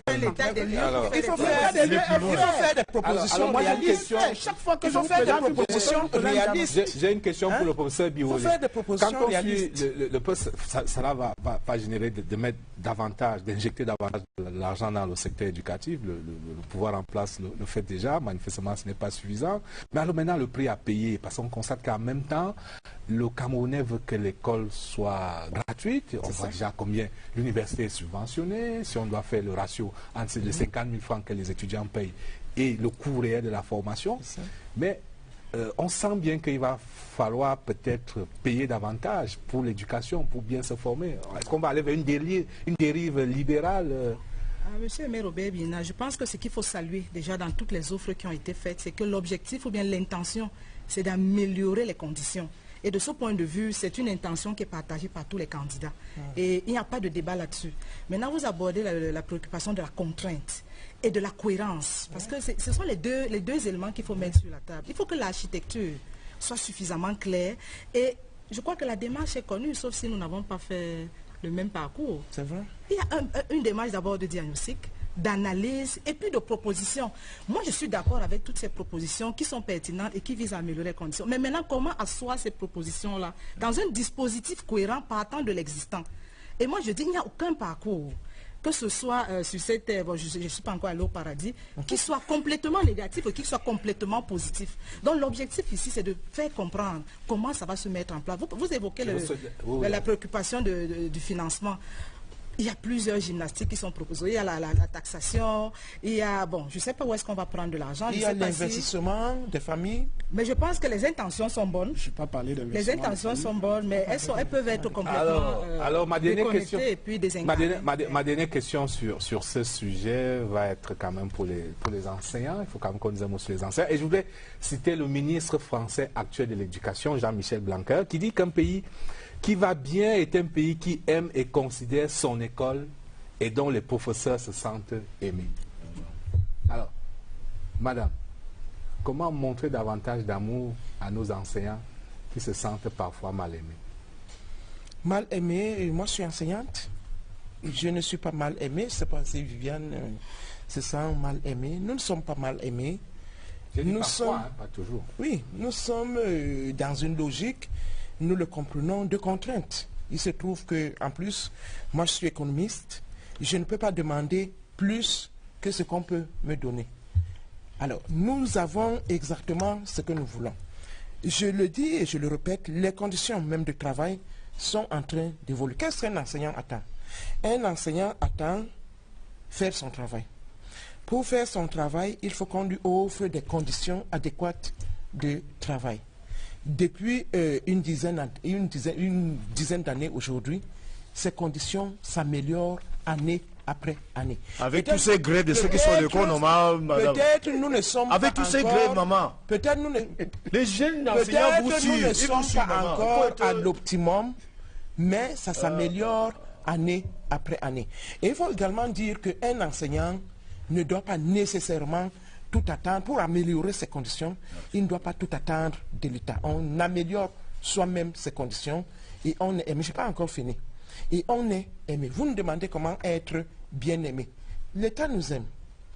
L'État nous aime. Il nous revient à nous de bien utiliser ce que l'État nous offre. Il y a des manquements, certes, mais ces manquements vont se combler au fur et à mesure. Alors, et pourtant, il y a une fuite des cerveaux dans les rangs des enseignements. Elle est tellement poussée que le Premier ministre a dû, jeudi dernier, rappeler au ministre en charge. Non, une mobilité, pas une fuite des cerveaux. Une mobilité au niveau oui, on appelle ça fuite des cerveaux. Je l'appelle fuite des cerveaux parce que souvent on cherche les enseignants. Oui, on cherche les enseignants dans les écoles, ils n'y sont pas, ils vont ailleurs. Et ils vont ailleurs. Ils servent l'État. Ils vont ailleurs. Ils servent l'État. Ils servent l'État, mais le Premier ministre a rappelé au ministre en charge de rappeler les enseignants à leur responsabilité. Mais c'est pas, sans vous couper, ce n'est pas le choix des enseignants. Parce que là où ils servent l'État ailleurs, on demande qu'il y soit. Quand un enseignant sort, par exemple, de l'école normale... C'est pas le choix des enseignants de partir? Quand un enseignant sort de l'école normale, il ne demande pas prioritairement d'être affecté dans un ministère. Oui, laissez M. Walter parler, puis vous allez conclure sur ce sujet, puisque vous êtes enseignant. Oui, vous avez la parole. Peut-être c'est parce que je ne cause pas le français bien. Maman, permettez-moi de parler un peu en anglais. Je ne me comprends pas. I want to tell you that maybe your working condition is the best. And I have watched students who graduate from ENS very well being pumped water by military on the streets of Yaoundé because they have waited for 2 years, 3 years, they have been posted, no salary. And there is a network in the Ministry of Public Service where you must bribe, publicly bribe with a negotiation of percentage to have money before they can be able to wear a clean dress to be presented before children, to pay rent to be presented before children. Can we have effective education where teachers don't eat? They are there watching. You are a model. You are not representing yourself here. You are representing all these young children who are coming from school, who are your grandchildren. And you say this state love teachers. Are you honest, madam? Oui. To yourself and to God? Oui. No. Oui. Alors, President Biya, Paul Biya, have never said so himself even. So you are misrepresenting him. ok. Let's believe there are problems and we'll look for solutions. Ok. Alors, on sort du sujet sur les enseignants. Moi, je voulais insister sur ces enseignants. Je recite ce ministre français qui dit qu'un pays qui va bien, c'est un pays qui aime et considère son école et dont les professeurs se sentent aimés. Comment faire pour que mesdames les enseignants et les enseignants, il y a notre enseignant sur le plateau, qu'on puisse vous aimer davantage. Ce n'est pas seulement l'État, même la communauté éducative. Moi, je pense que pour ne pas faire beaucoup d'amalgame, ce qu'il a évoqué, on peut avoir tout un autre débat sur la fonction publique, les procédures, etc. Si le cas qu'il présente est réel, je pense que ça relève d'un autre débat et il peut avoir autre chose à dire là-dessus. Maintenant, en ce qui concerne les enseignants, la préoccupation n'est pas seulement celle des enseignants. Peut-être, on va dire, c'est une préoccupation sociale qui, à un moment donné, doit être revisitée. C'est pour ça que moi, je pense, en tant qu'enseignante et en tant que je l'ai dit responsable, nous sommes tous des responsables. Il y a une invite au travail. Parce qu'en fait, l'argent vient d'où? Du travail. L'argent vient d'où?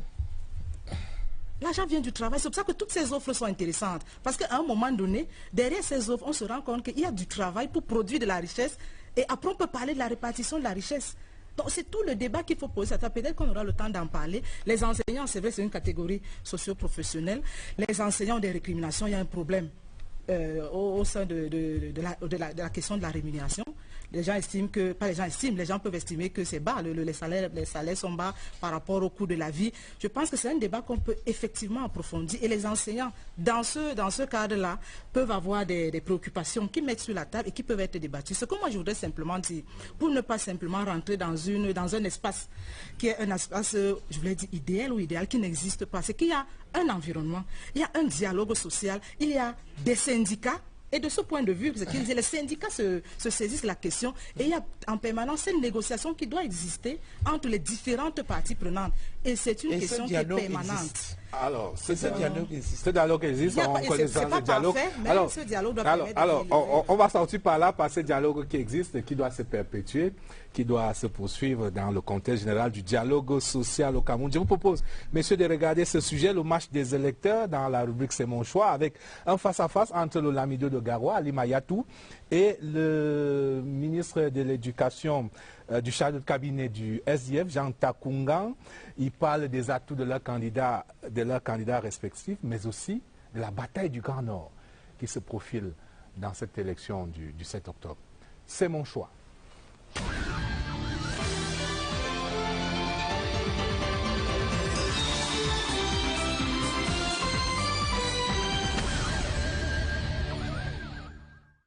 Il a la jeunesse. Il a 2, la compétence. 3, il a l'expérience. Et c'est pour ça que nous, au SDF, on a décidé de le mettre devant. Le fort du SDF, c'est égalité de chance à tout le monde, pouvoir au peuple. Or, jusqu'à présent, il y avait le pouvoir à une petite élite. Pour nous, nous sommes communautaristes. Nous travaillons pour l'intérêt de notre communauté, pour l'intérêt de nos populations, pour l'intérêt de notre région et pour l'intérêt du Cameroun. Nous pensons que le président Biya, pour le moment, reste le meilleur modèle pour nous. L'expérience joue un grand rôle. Le président Biya a ce privilège tout particulier de connaître l'administration camerounaise de A à Z. Le président Biya a une grande formation humanitaire, il a une grande formation intellectuelle universitaire. Si bien que, quel que soit le cas de figure que nous pouvons prendre dans la perspective du développement d'un pays, il répond parfaitement à un certain nombre de paramètres objectifs.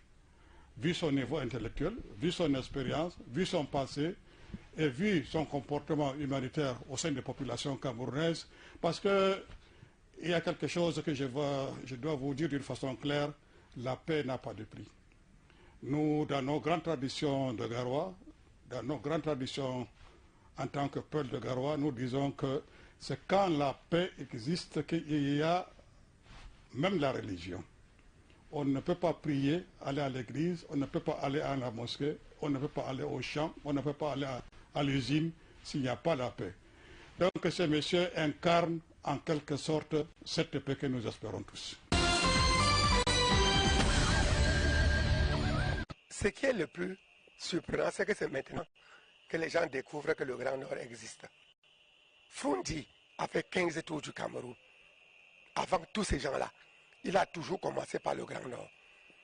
Il a fait le tour du Grand Nord, il a fait le tour du Cameroun 15 fois. Donc si nous partons dans le Grand Nord maintenant, c'est tout simplement pour consolider tout ce que nous avons fait depuis au moins 15 ans. Pendant que les gens se mettent à Kosseri, ils font un tour de Kosseri jusqu'à Ngaoundéré le même jour et ils croient qu'ils ont les militants. Il y a des gens qui y sont depuis très longtemps, depuis 15 ans, depuis 20 ans, c'est ce que nous faisons. Lorsque nous remontons là-bas, nous ne faisons pas des campagnes spectaculaires. Les gens nous connaissent depuis 15 ans, depuis 20 ans, depuis 30 ans. Nous sommes avec eux et ils nous connaissent et nous venons vers eux. Et nous ne faisons pas du folklore. Oui, c'est tout à fait normal que les uns et les autres commencent à s'intéresser à cette partie du Nord. Donc ils descendent pour expliquer leur programme à quelques amis, à quelques attaches ou à quelques points focaux qui sont créés sur le tas. C'est tout à fait louable. Et je crois que ce sont des choses à encourager pour l'épanouissement général du citoyen. Nous avons eu le privilège historique de connaître le président Paul Biya bien longtemps. Nous avons eu le privilège de travailler avec lui pendant longtemps. Quand le président Biya a accédé au pouvoir en 1982, lorsqu'il a été à Garoua, lui-même a répété l'homme du Nord, l'homme de la parole donnée et l'homme d'honneur. Donc notre engagement est très lointain par rapport au président de la République. Pour vous dire que combien de populations de Garoua restent fidèles à leurs engagements premiers.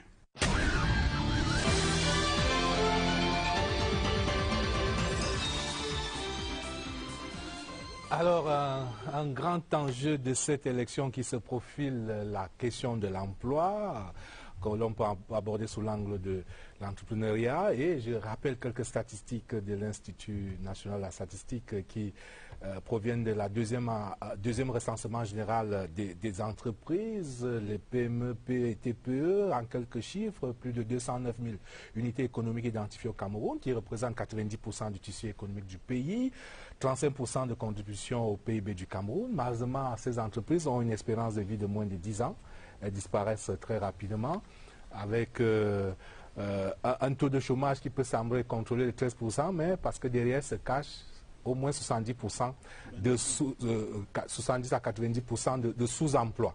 Et donc, avec également un fait, les agents publics, la fonction publique emploie 322 000 personnes à ce jour, et la fonction publique n'a pas vocation à absorber donc tous ces diplômés de l'enseignement secondaire et de l'enseignement supérieur, d'où la nécessité de s'auto-employer de plus en plus et créer des emplois.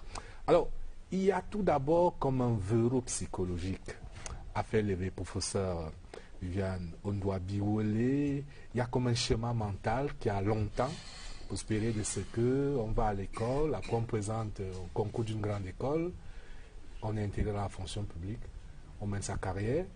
Et comment réussir le basculement qui a amorcé, de lever ce verrou psychologique, de prendre des risques, de créer des entreprises. On parle là des jeunes diplômés. Alors moi, ce que je veux dire, c'est que c'est une perception qui est entretenue, je ne sais pas par quoi. Parce que quand vous voyez ce qui se passe dans les systèmes éducatifs, d'où viennent les entrepreneurs? En fait, les entrepreneurs, dans un premier temps, sont d'abord récupérés à la fin du secondaire. Regardez ce qui se passe dans les lycées. Ce ne sont pas des générations spontanées. Vous avez des élèves qui obtiennent leur bac C, par exemple. Ils sont brillants, ils entrent dans les cycles d'ingénieurs. Dès qu'ils sortent des cycles d'ingénieurs, ils peuvent créer leur entreprise ou être recrutés. Donc déjà dans le dispositif scolaire, on peut dire que l'école produit des entrepreneurs, comme également la société peut avoir d'autres filets pour produire des entrepreneurs. Donc la préoccupation ici, lorsqu'on voit ce qui se passe, même dans notre environnement, je ne sais pas si vous suivez ce qui se passe dans les lycées, regardez dans les grandes écoles, dans les grands collèges, que ce soit votre, que ce soit Liberman, que ce soit, où vont les brillants qui sortent en terminale? Tous ceux qui ont les mentions, ces personnes vont très souvent à l'étranger dans les cycles d'ingénieurs, formés dans les cycles d'ingénieurs. Il y en a qui vont à Polytechnique, il y en a qui vont dans les écoles professionnelles. Sortis des écoles professionnelles, certains créent des entreprises. Donc la préoccupation, c'est quel est le dispositif de détection et de captation de ces potentiels entrepreneurs. Parce qu'en réalité, moi je voudrais qu'on fasse tout de suite une petite différence entre l'entrepreneuriat et le simple emploi. Lorsqu'on parle d'entrepreneuriat, il faut que ce soit clair. C'est vrai qu'il y a plusieurs, et vous avez d'ailleurs insisté sur la prise de risque, la prise de risque, la détection d'opportunités, etc. Lorsque vous voyez le tissu économique tel que vous avez présenté l'espérance de vie de moins de 10 ans, on peut questionner la qualité de ces entreprises-là. Si nous sommes dans les entreprises de nécessité, si nous sommes dans les entreprises de suivi, il faut dire que dans tous les cas, ça reste très fragile. Donc la préoccupation en termes d'offres des partis politiques ici, c'est de voir finalement quel est le type d'emploi qui est présenté. Quel est finalement en termes de dispositifs mis en place. Vous l'avez vu, quand on parle d'entrepreneur, il y a l'entrepreneur, il y a l'entreprise et il y a l'environnement de l'entreprise. Et justement, selon l'Institut national de la statistique, ces entreprises créent peu d'emplois décents, n'absorbent pas suffisamment la main-d'œuvre qualifiée, d'où la pertinence de ce problème. Et je vais donc requérir l'offre du PURS. Écoutez, je pense que le gros problème dans ce pays, parce que l'entrepreneuriat est l'une des choses qui existent bel et bien dans le document de stratégie de la croissance de l'emploi, le problème c'est la confiance. Parce que le professeur le relève, il y a plein de jeunes qui sont porteurs de projets. Mais le gros problème c'est le financement. C'est-à-dire que les banques aujourd'hui sont tellement frileuses qu'elles n'accordent pas facilement des financements aux projets. Peut-être du fait de l'immaturité de ces projets-là. Il y a donc un besoin d'accompagnement de ces entreprises, dont l'intervention de l'État. Et d'ailleurs, le PUS l'a dit. Serge Espoir Matomba a annoncé 5 millions d'emplois en 5 ans, dont 1 million d'entreprises. Comment ça va se passer? Vous avez déjà évoqué là tout à l'heure les travaux qui ont été faits par l'INS, c'est-à-dire que les entreprises ont été recensées. Ça veut dire que sur la base de ce recensement, il y a une catégorisation des besoins de ces entreprises.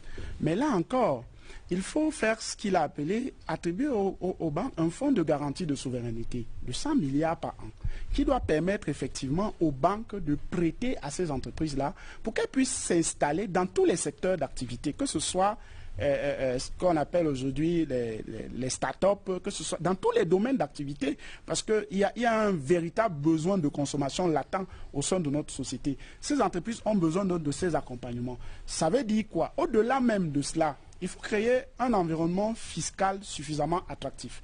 Et c'est pour ça que nous avons dit au sein du PUS que aujourd'hui... Si vous allez lever d'autres impôts. Bien sûr. Mais écoutez, j'ai l'impression que vous voulez donner l'impression aux Camerounais que ce sera dans la facilité qu'on va devoir développer ce pays, ou on va rester tel qu'il est là parce que rien n'est possible d'être fait. Non, je suis désolé. Vraiment, c'est pas, en tout cas, c'est pas la perspective que nous avons. Je disais tantôt donc que aujourd'hui la taxation, l'impôt sur les sociétés, c'est de 30% depuis 2014. Le principe chez nous, c'est de réduire progressivement cet impôt jusqu'à 10%, mais à condition que les entreprises puissent financer. Mais l'État va récupérer cet argent de deux façons. D'abord, lorsque vous avez des emplois, des personnes qui travaillent, elles consomment plus. Ça veut dire que la TVA est un processus par lequel on récupère cet argent. La deuxième chose, c'est l'impôt sur le revenu des personnes physiques, puisque toute personne qui travaille doit pouvoir payer l'impôt sur les personnes physiques. Au niveau de l'agriculture, qui est un élément extrêmement important dans notre projet de société, nous avons dit une chose tout à fait simple. Aujourd'hui, le Cameroun dispose de 80 centres de formation agricole, 24 centres d'écoles agro-pastorales que nous souhaitons porter à 40. Lorsque vous faites le total, parce que chaque école porte en réalité 200 jeunes et les centres portent 40 jeunes, nous avons dit ça fera 120. Quand vous faites le calcul sur 3 ans, chaque année nous formons 12 000 jeunes, de telle sorte qu'à un moment donné, lorsque ces jeunes sortent de ces écoles, avec la réforme sur le régime foncier de l'État qui date de 1976, on donne 1 hectare de terrain à chaque jeune qui puisse justement développer dans le cadre de l'argent sur le fonds de garantie de souveraineté que nous avons évoqué. Comment ça se finance? On va revenir sur la modalité de financement.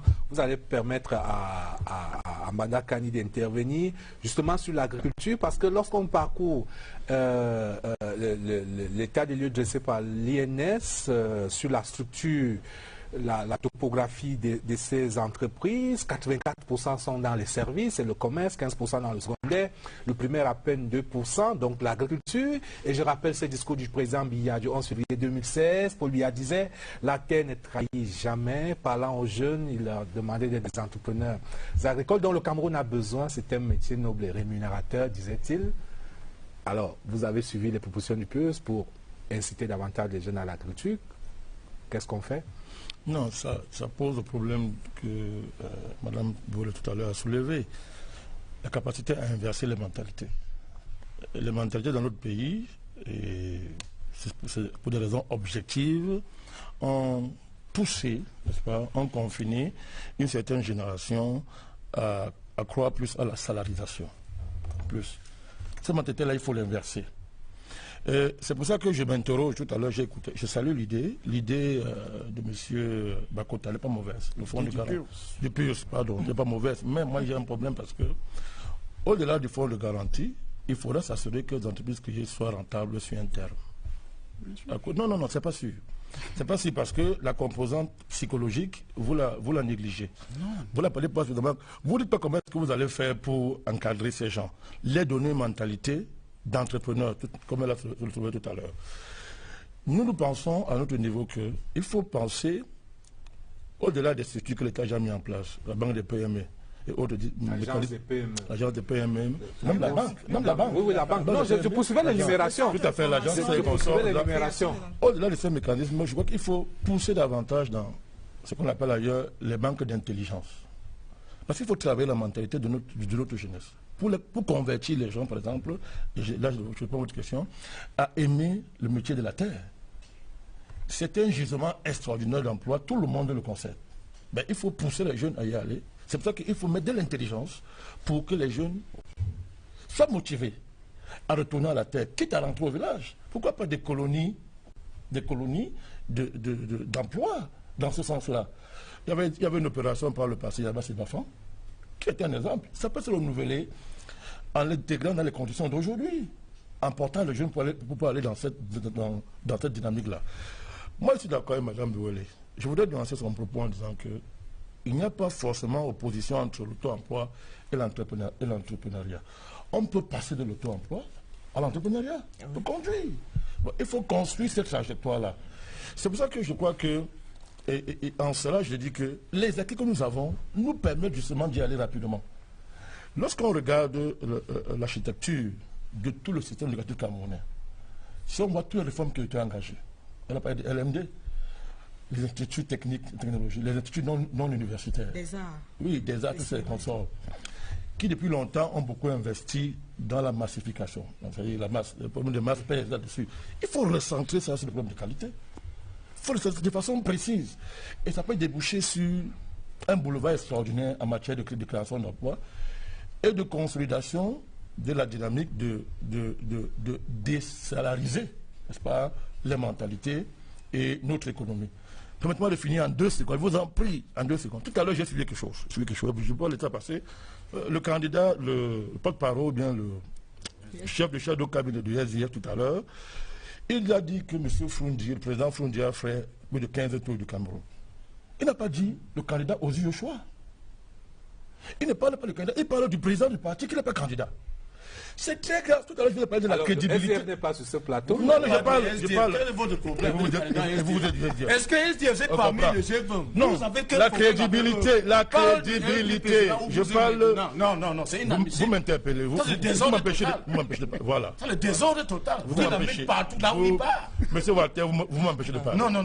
Je vous dis pourquoi je suis cohérent. Sur ce plateau, on a parlé de. J'ai insisté sur la crédibilité. Est-ce que SDF est parmi votre J'espère que vous êtes crédible vous-même. Vous ne pouvez pas. Il y a un problème, mon cher Aimé Biya. Les gens c'est l'élection présidentielle. Si M. Ozio Choua, par un miracle, était élu, entre lui et Froundi, qui va gouverner le Cameroun? Puisqu'on voit le chef du cabinet nous dire, non, il a dit lui-même que, on lui pose une question, au lieu que nous parle du candidat, il parle du président du parti. C'est important pour les gens qui vont voter de voir le problème sérieux de crédibilité que cela pose. Ok, c'est entendu. J'aimerais entendre Walter sur ces propositions, les propositions de votre candidat sur cette problématique d'entrepreneuriat.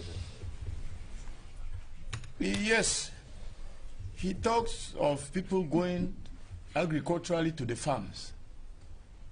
In the northwest and southwest, people don't stay home. Which farm can we go there in the midst of insecurity?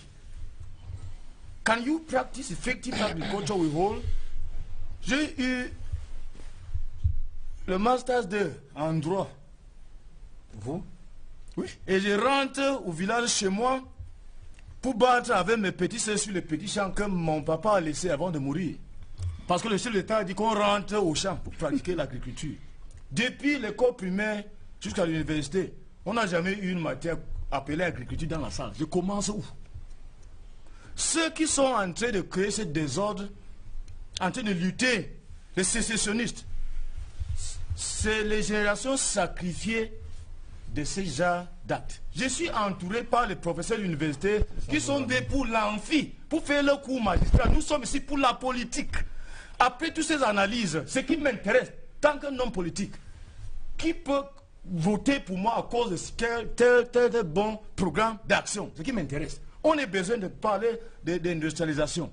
Et à l'école primaire, nous avons appris les facteurs necessary for the location of industries. Est-ce qu'on peut créer une entreprise là où l'électricité n'existe pas? Là où il n'y a pas de route? Là où l'énergie est inexistante? On parle de quel entrepreneuriat où? Dans quel milieu au Cameroun? Comment on peut... Tous ces cours que le professeur a donné, on a vu ça dans l'amphi. Ça nous amène où? Zéro emploi. Les bons diplômes, sans emploi. On veut travailler. Il faut adresser ces jeunesses. Voilà la proposition du candidat. Ok. Professeur, vous répondez? Il s'est adressé à moi. Je voudrais dire, retourner à l'agriculture, oui, c'est la base de notre développement. Et je voudrais dire à celui qui a parlé des facteurs de production, vous laissez passer? Je vais y revenir, s'il vous plaît. Actuellement, nous avons un programme au Cameroun assez fort qui est justement en train de bâtir, parce que là, je parle de construction des entrepreneurs agricoles. J'espère que nos candidats sont au courant de ce programme. Parce que, comme... Plusieurs lycées agricoles sont... Parce que... Non. On a trois, j'ai le document. Bien que l'année qui est passée, toi, j'ai le document ici. Mais dites la vérité aux Camerounais. Il faut dire la vérité. Et ACFA est aujourd'hui en train de s'implanter un peu partout au Cameroun. Le programme ACFA que notre gouvernement met en place, c'est justement pour susciter l'adhésion des Camerounais à l'agriculture. Et là, comme il le disait, ils ont des moyens, ils ont des terres, ils peuvent y aller. Alors, pour lui répondre, alors, qu'est-ce que vous entendez pour avoir un titre foncier au Cameroun? Est-ce que c'est possible à la jeunesse avoir l'accès au titre foncier pour travailler, pour faire l'agriculture au Cameroun? Est-ce que c'est donné à tout le monde? Qu'est-ce que vous entendez par l'héritage ou par quel moyen? Qu'est-ce que vous entendez par facteur de production? Nous savons qu'aujourd'hui, le Cameroun est le vivier de l'Afrique centrale. Ce n'est pas une théorie, monsieur. Ce n'est pas une théorie, c'est la pratique. Moi-même, je suis agriculteur. Qui est limité. Nous nourrissons le Gabon, nous nourrissons la Guinée équatoriale, nous nourrissons jusqu'à aller au Sénégal, vous allez trouver la banane camerounaise. Qui ne peut pas être transformée. Ces bananes ne peuvent pas être transformées. C'est là où on parle de l'industrialisation. Alors, nous sommes dans un thème qu'on nous a demandé. Nous sommes dans un thème qu'on nous a demandé de développer. L'entrepreneuriat. Oui. Alors, on nous a donné un certain nombre de chiffres et comme les uns les autres l'ont dit, alors, il ne suffit pas seulement de créer une entreprise. Il faut avoir d'abord la qualité d'entrepreneur. Alors, pourquoi les entreprises meurent rapidement au Cameroun? Parce que, j'ai dit ça rapidement tout à l'heure, parce que c'est des entreprises qui ne sont pas bien réfléchies. Mais vous n'allez pas demander au président Paul Biya, vous n'allez pas demander au président Paul Biya de réfléchir pour vous qui voulez créer votre entreprise. Vous comprenez? Pour créer votre entreprise, vous devez faire un business plan. Quand votre business plan est bon, votre entreprise survit. On a des chiffres où des entreprises meurent au fur et à mesure. Oui, elles doivent mourir parce qu'elles ne sont pas mûries. Mais ce n'est pas le président Paul Biya qui va réfléchir à notre place pour créer ces entreprises. Okay, il nous donne des conditions. Il donne des conditions pour que ces entreprises soient créées. Ah, d'accord. Je voudrais citer deux programmes de promotion de l'entrepreneuriat agropastoral, le PA Jeune, et également le programme New Generation pour la promotion de la cacao-culture. Très rapidement, il reste beaucoup de temps sur ce sous-thème. J'aimerais vous entendre sur les entreprises, toujours dans cette enquête, sur ce recensement de l'Institut national de la statistique, les entreprises qui existent posent le problème du marché intérieur, de la faible consommation du Maine Cameroun. là aussi, on en revient à notre verrou psychologique qu'il faut faire sauter. Oui, mais c'est ça. C'est le chantier, de mon point de vue, de l'avenir. Inverser cette mentalité. Tout à l'heure, j'ai dit que l'assiette des réformes qui a été conduite ici par l'État, dans tous les domaines, que ce soit à l'université. Tout à l'heure, on parlait de l'offre matière de l'enseignement agricole. Mais allez lire le programme financier du gouvernement pour l'entrée à l'Assemblée nationale par le Premier ministre pour l'exercice qui est en train de se passer. Allez lire ce qui a été fait en 2017. Les documents sont là. Il faut lire. Dites la vérité aux Camerounais, les faits sont là. Donc, c'est le chantier de l'avenir, à savoir cette conversion de mentalité. On n'aura pas le choix. Et là où je rejoins mon frère... Ce patriotisme économique dans la consommation aussi du menu Cameroun. Tout à fait. Et ça va poser la question du changement des habitudes alimentaires. Tout ça aussi, toujours ça. Là, je veux c'est que il faut, c'est quelque chose qu'il faut développer davantage. Au-delà de ce qui est déjà fait dans nos enseignements, cette dimension psychologique. Dans un pays comme la Chine, on apprend aux enfants l'économie dès l'école secondaire. On vous apprend l'économie, comment créer une entreprise. Il faut inscrire ça sérieusement dans le programme. Nous encourageons déjà, il faut le dire, les incubateurs d'entreprises qui sont en voie de généralisation dans tous les universités du Cameroun, l'université d'État du Cameroun. Ça, il faut le dire. Oui, il faut le dire. Oui. C'est en voie de généraliser. C'est une réponse. C'est une réponse par rapport à ça. Je voulais quand même terminer en disant, moi, je suis quand même surpris de voir que mon frère Walter est candidat à l'élection présidentielle. Et son programme, c'est la dénonciation. C'est bien, mais vous posez pour Camerounais. Vous dénoncez tout, mais à aucun moment, vous le... Voilà, la dérive est là. La dérive est là. La dérive est là. Tout le monde a entendu. La dérive est là. Vous voyez, cette pentecôtisation de la politique et qui débouche sur des aventures extraordinaires. Il dit qu'il va me délivrer. Il va le faire pour tous les Camerounais. Ce n'est pas un problème politique, ça, monsieur.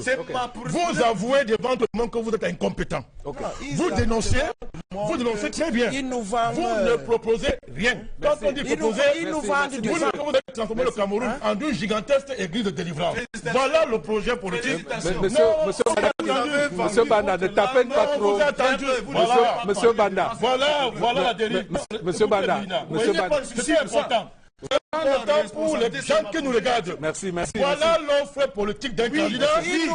Voilà l'offre politique d'un candidat. Voilà. J'ai dit, Monsieur Banda, c'est entendu. Est-ce que, Monsieur Banda, juste un conseil, ne tapez pas trop sur les églises pentecôtistes. Je tape pas. C'est un mouvement. Non, je parle de lui. Vous pouvez perdre des électeurs. Non, je parle de son candidat. Son candidat, d'abord, il n'est pas le représentant de toutes les églises pentecôtistes. Non. Ils sont en train de dire aux Camerounais qui nous attendent du monde entier que voilà le projet politique de M. Walter. C'est entendu. Il dénonce, quand on lui dit proposer, il nous parle. Il n'a aucune proposition à court terme, à moyen terme, à long terme. J'ai proposé avec vous tant que qui est-ce que vous êtes candidat de quel parti politique? Parlons aux Camerounais. Il faut nous laisser faire le débat. Non, laissez-moi parler aux Camerounais. J'ai vu c'est quel parti politique? Le G20 soutient le candidat Biya. Monsieur Banda. Voilà le représentant du candidat Biya. Non, vous comprenez, comme vous ne comprenez rien. Vous êtes membre de l'EPC depuis quand? Le G20 supporte le candidat Biya. Proposez. C'est une frustration. Il fait la politique. Vous pouvez aussi avoir des Camerounais ce que vous leur proposez. Monsieur Banda, je reprends les commandes, ok? Je reprends les commandes et je m'en voudrais de partir de cette thématique sans aborder, sans parler de la diaspora. Rapidement, en un mot, professeur Ndouabiwele, il y a un programme gouvernemental paru jeudi, programme d'aide au retour à l'insertion des jeunes de la diaspora qui existe. Par certains chiffres font état d'un flux de 585 milliards de francs CFA. Transféré par la diaspora camerounaise en une année, mais qu'une forte proportion de cet argent va à la consommation, aux zones domestiques. Mais comment on peut capter davantage cet argent justement en créant les conditions pour que la diaspora investisse, crée des entreprises viables ici, puisque eux, ils ont ce know-how, ils ont l'expérience. Je pense que les candidats doivent faire des propositions, mais ce que je peux dire par rapport à ce sujet, c'est qu'il y a des exemples qu'on a vu ailleurs. Si je prends le cas du Rwanda, ils ont créé ce qu'ils appellent le fonds de dignité rwandais. Et c'est un fonds qui était géré justement par le public et dans les secteurs productifs. Maintenant, revenons au Cameroun, on a les emprunts obligataires qui sont également une modalité qui est mise en place, qui concerne aussi bien les Camerounais qui vivent au Cameroun que ceux qui vivent ailleurs. Donc c'est déjà un dispositif qui permet aux aux Camerounais de la diaspora de contribuer à l'économie. Lorsqu'on lance un emprunt obligataire, il n'est pas circonscrit aux Camerounais qui est résident au Cameroun. Je crois que c'est un dispositif qui peut être actionné justement pour que cet argent ne soit pas simplement injecté. Merci. Le débat se poursuit également sur nos plateformes numériques et je voudrais mettre le cap sur la salle de rédaction de CRTV News où nous attend Catherine Toulou et Langa. Catherine Toulou et Langa qui nous attend donc dans cette salle de rédaction de CRTV News. Alors je la cherche en post-select, je ne la vois pas. Je voudrais qu'on me rassure que la connexion est établie avec la salle de rédaction de CRTV News. Et en effet, on voit là un certain nombre de nos collègues, des nouveaux médias, de la DSI, de CRTV Premium et donc de CRTV News également qui collectent donc pour nous toutes ces réactions, ces contributions sur les réseaux sociaux. Catherine Toulou Elanga, elle est là, elle est connectée. Bonsoir Catherine. J'imagine que vous avez enregistré beaucoup de réactions ce soir. Vous en avez sélectionné quelques-unes pour nous. Rebonsoir. Rebonsoir Aimé Robert Bina. Comme vous pouvez le constater, l'éducation constitue une véritable préoccupation pour les Camerounais. C'est un sujet majeur qui déchaîne les passions depuis le début de cette émission sur nos différentes plateformes numériques. Alors très rapidement, puisque l'émission tire à sa fin, nous allons lire quelques réactions de nos chers internautes. Alors nous commençons par Paul Géo qui nous dit « Pour résoudre un problème, il faut d'abord l'identifier. Combien d'établissements scolaires publics y a-t-il au Cameroun et combien en faut-il pour permettre aux jeunes Camerounais d'avoir accès à l'éducation décente ? Parce qu'ils n'ont pas de programme, ils ne peuvent pas le savoir, ils vont simplement épiloguer sur le contenu des programmes scolaires en oubliant que c'est par les infrastructures que tout commence. » Une autre réaction d'Adrien Zambo qui nous dit que seule l'éducation pourra garantir la cohésion sociale et la prospérité du Cameroun, offrir à chacun la possibilité de se réaliser grâce à une école plus juste et plus soucieuse. Une autre réaction de Edgar Fontigny sur le thème 1 de l'émission qui concerne évidemment l'éducation. Il nous faut une école davantage professionnelle et qui accorde une grande place à la multidisciplinarité et la transdisciplinarité. Ouh là là, des termes assez compliqués. Des sciences exactes comme des sciences sociales. Et à propos, il faut féliciter la possibilité de l'intégration dans les plus brefs délais des titulaires des bacs littéraires à Polytech de Yaoundé. Et puis cette autre réaction de Mbarkoutou Mamata. La réaction s'adresse aux professeurs expertes de gouvernance. On ne forme pas les citoyens pour un contexte, on éduque pour bâtir chez les Camerounais les fondamentaux qui permettent de faire face à tous les contextes présents et futurs. C'est une réaction qui s'adresse au professeur Ondoa Biwele. Le contexte et les contraintes sont passagers, mais la vision éducative d'un État doit être structurelle et supracontextuelle.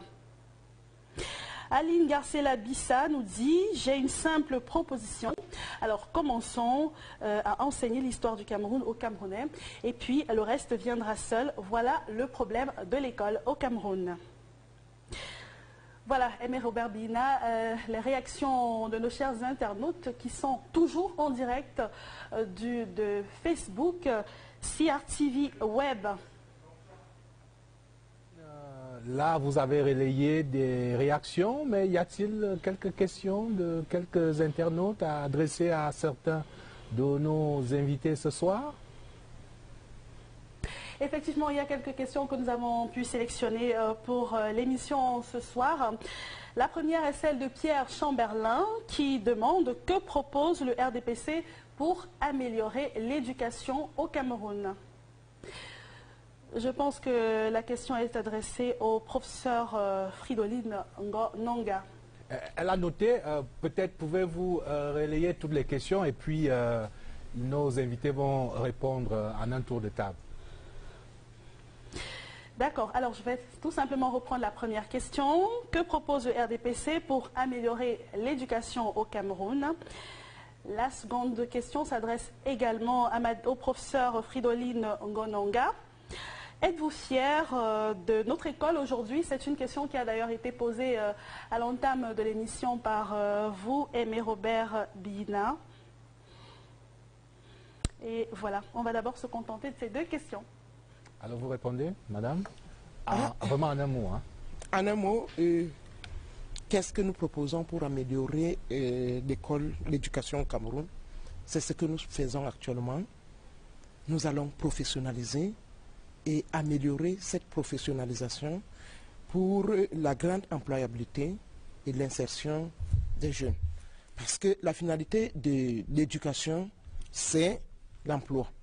Il faut que l'étudiant, il faut que l'élève, il faut que le jeune qui est formé puisse s'assumer lui-même dans le futur. Donc, le RDPC, on a vu les chiffres tout à l'heure. Nous n'allons pas parler d'écoles qui vont continuer à être créées. Nous allons investir dans le profil. Nous allons investir dans la professionnalisation. C'est une continuité. Merci, merci. Alors, Catherine... Est-ce que je suis fier de notre école aujourd'hui? Oui, oui, vous l'avez dit, vous allez répondre par l'affirmative. Disons, je réponds par l'affirmative en disant que hier, l'école était ce qu'elle était. Elle a donné ses résultats. Nous sommes les produits de cette école. Mais l'école de demain sera encore meilleure. Ok, merci. Catherine, je reviens à vous pour un mot de conclusion. Oui, peut-être une dernière question adressée au professeur Ondoa Biwele. Le Cameroun est l'un des pays les plus lettrés d'Afrique. On peut donc dire que sur le plan éducatif, notre pays est en santé, évidemment. La question est donc celle de savoir quel est le sort des citoyens une fois sortis de l'école. Vous répondez pour ça? Ce qu'il faut dire, c'est qu'il y a plusieurs voies possibles. Lorsque vous sortez d'école, il y a des choix que vous faites. Alors, si nous prenons les différents parcours, nous n'avons pas le temps de passer à travers tous ces parcours. Nous avons un ensemble d'opportunités. Lorsqu'on parle d'emploi, en fait, il s'agit de tous les emplois, aussi bien dans le secteur public que dans le secteur privé. On a parlé de l'auto-emploi. Donc, lorsque vous sortez de l'école et lorsque vous avez construit un parcours, il y a des opportunités qui s'offrent. Je pense que les conseillers d'orientation, parce qu'il faut dire qu'il y a des métiers justement qui accompagnent les élèves dans ce processus de décision, et les conseillers d'orientation peuvent effectivement donner un ensemble de solutions. Mais ce qu'il faut dire en termes d'opportunités qui s'offrent également, on a parlé de l'entrepreneuriat, malheureusement on n'a pas eu le temps de creuser les différents secteurs également qui sont porteurs. C'était une préoccupation, on n'a pas eu le temps de creuser parce qu'il y a des niches. Il y a des niches d'emploi. Alors, il y a des niches d'emploi, pour ceux qui observent l'actualité. Regardez tout ce qui se passe au niveau de l'agriculture. Et je ne sais pas si vous suivez l'actualité également dans le cadre de tous ces projets qui sont logés au niveau du Minader. Il y a un ensemble d'accompagnement qui est proposé à tous les jeunes agriculteurs qui veulent s'implanter. Il y a des expériences qui sont réalisées. Donc, pour tous les jeunes qui veulent s'investir dans l'agriculture, il y a des guichets. Prenons également le guichet des entreprises. Pour ceux qui veulent créer des entreprises, il y a le centre de formation de création des entreprises. Vous avez plusieurs opportunités. En 72 heures, tout à fait, en 3 jours, vous pouvez expérimenter. Et ça, vraiment, ce n'est pas de la flagonnerie. Vous pouvez expérimenter. Et vous êtes accompagné en ce qui concerne le montage des projets. J'ai même envie de dire plus loin, on n'a peut-être pas le temps, les procédures commencent à être digitalisées. Moi, je pense qu'il y a un processus et il y a des... Cameroun a même gagné un prix sur la création d'entreprises. Il y a des améliorations possibles, mais il y a déjà ces opportunités. À travers le ministère des PME. Alors, Catherine, je reviens à vous, non pas pour une dernière question, mais pour conclure et pour vous remercier et remercier toute votre équipe là-bas. Voilà, moi également, je dis merci à toute l'équipe de CRTV Web qui s'est mobilisée ce soir pour assurer cette lecture des réactions de nos chers internautes sur nos différentes plateformes numériques. Alors nous invitons tous les internautes à continuer à nous suivre et à participer à l'émission. Merci à vous. Merci Catherine Toulou. On vous retrouve dans 2 semaines lors de notre prochaine émission. Et puisque nous allons passer par la régie du Studio 2 pour lancer un autre sujet, sujet de vulgarisation du code électoral, jamais sans mon code. C'est le moment, les électeurs ont besoin de savoir que c'est le moment d'aller chercher leur carte d'électeur pour pouvoir aller voter le jour dit, c'est le 7 octobre prochain. Jamais sans mon code, Steve Tchega.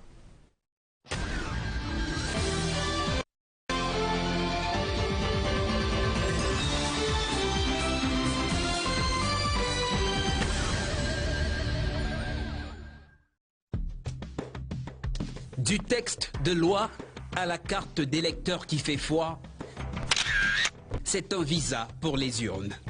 Voici le circuit d'une carte qui donne le pouvoir aux citoyens. Choisir le prochain président de la République parmi ces 9 candidats retenus par le Conseil constitutionnel le 16 août dernier. Appel au vote motivé par ces affiches qui ont battu campagne pour le retrait de la carte d'électeur. Elles ont parlé à tous les citoyens camerounais âgés de 20 ans au moins. Seule la carte d'identité nationale suffisait pour s'inscrire et avoir droit à une carte d'électeur biométrique et unique. Comment ça marche? Première étape, la conception, comme le prescrit l'article 84 du Code électoral. Tout électeur inscrit reçoit une carte électorale biométrique sur laquelle figurent ses noms, prénoms, date et lieu de naissance, filiation, profession, lieu de résidence, photo, empreinte digitale.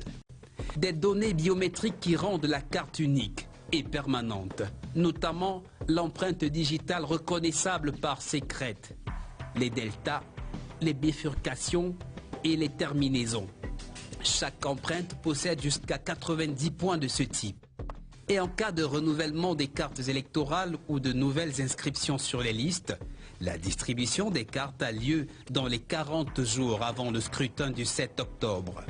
Selon l'article 85, c'est le rôle des commissions chargées du contrôle de l'établissement et de la distribution des cartes électorales. Si davantage, vous ne retirez pas votre carte jusqu'à la date du scrutin, pas de panique. Sachez qu'elle sera déposée dans le bureau de vote où vous êtes appelé à jeter votre bulletin dans l'urne. Et elle y restera jusqu'à la clôture du scrutin. Les cartes non retirées sont comptées par la commission. Ensuite, elles sont mises sous pli, cachetées et apportées au démembrement communal d'Elections Cameroun avec le procès verbal des opérations.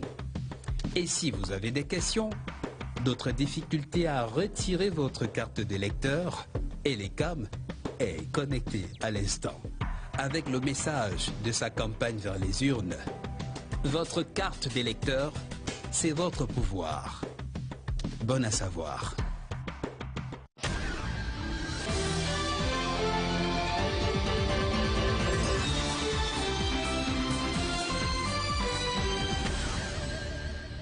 Dernier tableau de cette édition de 100% présidentielle, la promotion de la femme dans un contexte de décennie 2010-2020 déclarée comme la décennie de la femme par l'Union africaine et une idée de la représentation politique de la femme camerounaise par ce tableau en quelques chiffres. Au Cameroun, les dames, il y a 11 membres du gouvernement, femmes, 7 secrétaires généraux des ministères, 2 recteurs, un juge constitutionnel, 28 maires, 56 députés, 26 sénatrices, 2 préfets, 7 sous-préfets. J'espère que notre réalisateur va permettre aux téléspectateurs de pouvoir voir ce tableau. Et puis 2 ambassadeurs. Il y a évidemment également des directeurs généraux dames ou directeurs généraux adjoints. Nous en avons une à notre gauche. C'est un tableau récapitulatif qui n'est pas exhaustif, qui a été actualité par More Women in Politics de professeur Justine Difo. Voilà. Juste une idée, on aurait pu parler d'abord de l'autonomisation, de comment mettre en place un cercle vertueux pour l'autonomisation des femmes, avant de parler de la représentation politique de la femme camerounaise, celle qui est instruite, comme celle que nous avons sur le plateau, mais nous n'avons plus beaucoup de temps. Il nous reste 5 minutes, donc on va faire un tour de table en 1 minute chacun sur vos propositions pour la promotion du genre. D'abord vous, votre candidat, qu'est-ce qu'il promet à ces femmes, à ces électrices? On croit que les hommes et les femmes sont créés par Dieu avec une même stature. Et les discriminations qui existent dans notre société, c'est en fonction de la culture. Et nous sommes là pour décourager ce genre de culture et que chacun, soit homme ou femme, doit avoir la possibilité dans notre gouvernement à servir en fonction de compétences, pas sur genre. C'est ça notre position. Alors Banda Kani, vous allez souscrire à la campagne He for She, la campagne que vous écrivez le ONU Femmes He for She, enfin, pour promouvoir le genre. Toutes les campagnes dans ce sens qui vont dans le sens de promouvoir la femme sont les bienvenues. Mais tout à l'heure, je m'attendais à une proposition j'ai entendu une position. Le candidat que nous soutenons... Non, je ne provoque pas. Je fais le constat. On a vu qu'il ne peut pas proposer quelque chose. Il est intéressant avec les... Alors moi, le candidat que nous soutenons a un bilan extraordinaire en matière de promotion de la femme. Je cite quelques faits très rapidement. D'abord, il a ratifié la Convention des Nations Unies sur l'élimination de toutes les formes de discrimination à l'égard de la femme en 19...